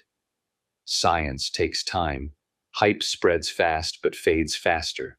Truth emerges slowly but lasts. Frame. Three-Eye Atlas. As a mystery testing our instruments, models, and patience. Either way, natural artifact or engineered the universe just made us rethink what we thought was normal. We're reminded that cosmos is larger, stranger, more surprising than models capture. Humility befits us. Curiosity drives us. And the next interstellar visitor is already on its way, unseen, carrying its own secrets. We'll be ready. We'll observe. We'll analyze. We'll learn. That's what we do. That's what science is, the pursuit of truth through evidence. No matter where it leads, no matter how uncomfortable, no matter how wondrous. Three-Eye Atlas gave us a gift, not the gift of answers, those remain elusive, contingent, awaiting confirmation, but the gift of mystery itself, the gift of wonder, the reminder that the universe still holds surprises. Let me synthesize what we know for certain, what we suspect, and what we've yet to discover. We know that on July 1st, 2025, astronomers detected an object moving through our solar system at velocities impossible for anything gravitationally bound to the Sun. We know its trajectory is hyperbolic with eccentricity, 6.137, the highest ever recorded. We know it came from interstellar space, from another stellar system, from conditions we can study only through remote observation. We know it's old. Dynamical studies estimate 7 to 14 billion years, potentially older than Earth, older than our solar system, a witness to epochs when the galaxy was younger and stars that have since died were still burning. We know it's active. COMA detected volatiles present spectroscopy, revealing carbon dioxide in August. Water vapor observed at 3 AU distances where water ice shouldn't sublimate vigorously. Nickel vapor detected at 4 AU where metals shouldn't vaporize. We know it brightened dramatically at perihelion on October 29th, hidden behind the Sun from Earth, but captured by spacecraft coronagraphs. 3 independent instruments, stereo SOHO GOES, reported brightness scaling at power law exponents around -7.5, far steeper than normal comets. We know it turned blue. Photometry from multiple coronagraphs measured color indices, placing the object bluer than the Sun itself, emitting relatively more short-wavelength light than the star it was orbiting. We know the observations are anomalous. Professional astronomers with decades of experience use words like unclear and Quaker unprecedented in their preliminary reports. The physics we trust is insufficient to easily explain the full pattern. These are facts, confirmed observations, data points in telescopes' archives preserved for future analysis. What we suspect with varying confidence is more ambiguous. We suspect supervolatiles dominate the composition. Carbon dioxide confirmed. Carbon monoxide likely. Oxygen perhaps. These molecules sublimate at lower temperatures than water-driving activity farther from the sun, potentially producing steeper brightness curves. We suspect fragmentation occurred or is occurring. The abrupt steepening of brightness evolution suggests structural changes, crust failure nucleus splitting something transitioning from one state to another. We suspect plasma processes might enhance emission, solar-wind interactions, magnetic field, coupling electron impact excitation mechanisms that could boost visible emission beyond what pure gas fluorescence predicts. We suspect, though, with lower confidence, that instrumental artifacts might contribute.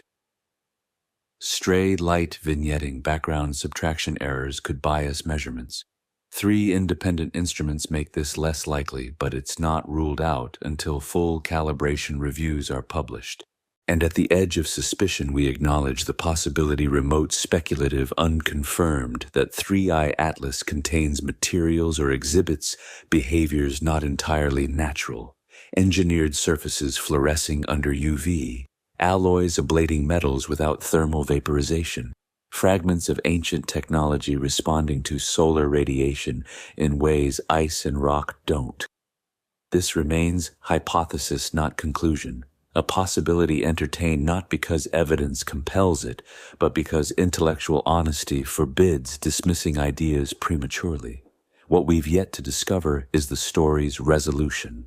December brings data that will either validate natural explanations or deepen the mystery. Spectroscopy will reveal molecular composition. Imaging will show structure fragments or intact nucleus jets or uniform coma. Astrometry will measure acceleration present or absent matching models or defying them. By February 2026, papers will publish. Peer review will scrutinize findings. Community replication will validate or refute claims. Consensus will emerge, not perfect, never final, but increasingly confident. Either hypothesis. A wins exotic but natural chemistry, supervolatiles. Driving extreme behavior, list joining the catalog as unusual but explainable. Textbooks update, models refine, science progresses. Or hypothesis. B gains traction, plasma processes magnetic field interactions. Rare mechanisms operating at scales we've never observed. New physics enters comet models. Future observations target these processes. Or, less likely but not impossible, data resist natural explanation. Spectroscopy reveals lines matching no known molecules. Imaging shows regularity inconsistent with random aggregation. Acceleration profiles defy outgassing models. And the community confronts the uncomfortable question, might we be observing something beyond natural astrophysics? That confrontation would be extraordinary. It would demand extraordinary evidence. It would exhaust natural alternatives before entertaining radical conclusions. It would proceed carefully, skeptically, but honestly. Right now, we're not there. We're in the liminal space between discovery and confirmation, where every claim is provisional and every conclusion tentative. But that's where science lives. Not in certainty, not in dogma, but in provisional models tested against reality, refined through iteration, converging hopefully toward truth. And sometimes truth surprises us. The universe is under no obligation to make sense on our terms. It doesn't care about our models, our comfort zones, our philosophical preferences. It simply is vast, ancient, strange, beyond imagining. 3i Atlas is a messenger from that strangeness, a cosmic postcard from shores we'll never visit, carrying chemical signatures from a stellar nursery that existed before our world formed. It reminds us how little we know, how much remains to discover, how the frontier of knowledge expands faster than we map it. That's humbling. It should be. Hubris has no place in science. What we've learned in centuries of astronomy is dwarfed by what we've yet to learn, but it's also exhilarating because mystery invites exploration. Uncertainty motivates inquiry. And anomalies, objects like 3i Atlas that refuse to behave, push us to think harder, observe more carefully, remain open to possibilities we hadn't imagined. That openness is science's greatest strength, not rigidity, not defensive attachment to current paradigms, but willingness to follow evidence wherever it leads, to update beliefs when data demand it, to say, "I don't know," without shame. 3 words. I don't know. The most powerful words in science. The foundation of honesty. The starting point of discovery. We don't know what 3i Atlas truly is. We don't know if December will resolve the mystery or deepen it. We don't know what the next interstellar visitor will teach us, but we know how to find out. Observe, measure, analyze, test, replicate, update. The scientific method, unglamorous, painstaking, frustratingly slow, is our best tool for distinguishing truth from wishful thinking. So we watch the sky, we point our instruments, we gather data, and we wait for the universe to speak. Sometimes it whispers, sometimes it shouts, and sometimes, just sometimes, it says something we never expected to hear. When 3i Atlas disappears forever into the cosmic dark, will it leave behind a solved mystery? Or will it join Oumuamua in that uncomfortable space between the known and the unknowable? Will December observations confirm it as an exotic but natural comet, a fragment of another world's history, a chemical laboratory teaching us about distant stellar nurseries? Or will data resist natural explanation, forcing us to expand our frameworks, to consider mechanisms we've neglected, to acknowledge that the universe's diversity exceeds our catalogs? Or, remotest of possibilities, will we glimpse something that challenges our cosmic solitude, that hints at intelligence beyond Earth, that transforms humanity's understanding of its place in the universe? I don't know. None of us do. That's the point. But I know this 3i Atlas has made us question, made us wonder, made us confront the limits of our knowledge. That's its gift. And in a universe vast beyond comprehension, filled with billions of galaxies, each containing billions of stars, many hosting planets we'll never visit, some perhaps harboring life or intelligence we'll never meet in that universe, the greatest gift is the reminder that mysteries remain. So look up tonight if skies are clear. Point toward Virgo or Leo in the coming weeks. Find that faint smudge moving against the stars if your telescope is large enough and your eyes sharp enough. And know that what you're seeing is older than Earth, traveled farther than any human will ever go, and carries secrets we're only beginning to decode. That's 3i Atlas, ancient traveler, cosmic mystery, teacher of humility and wonder. The universe sent us a visitor.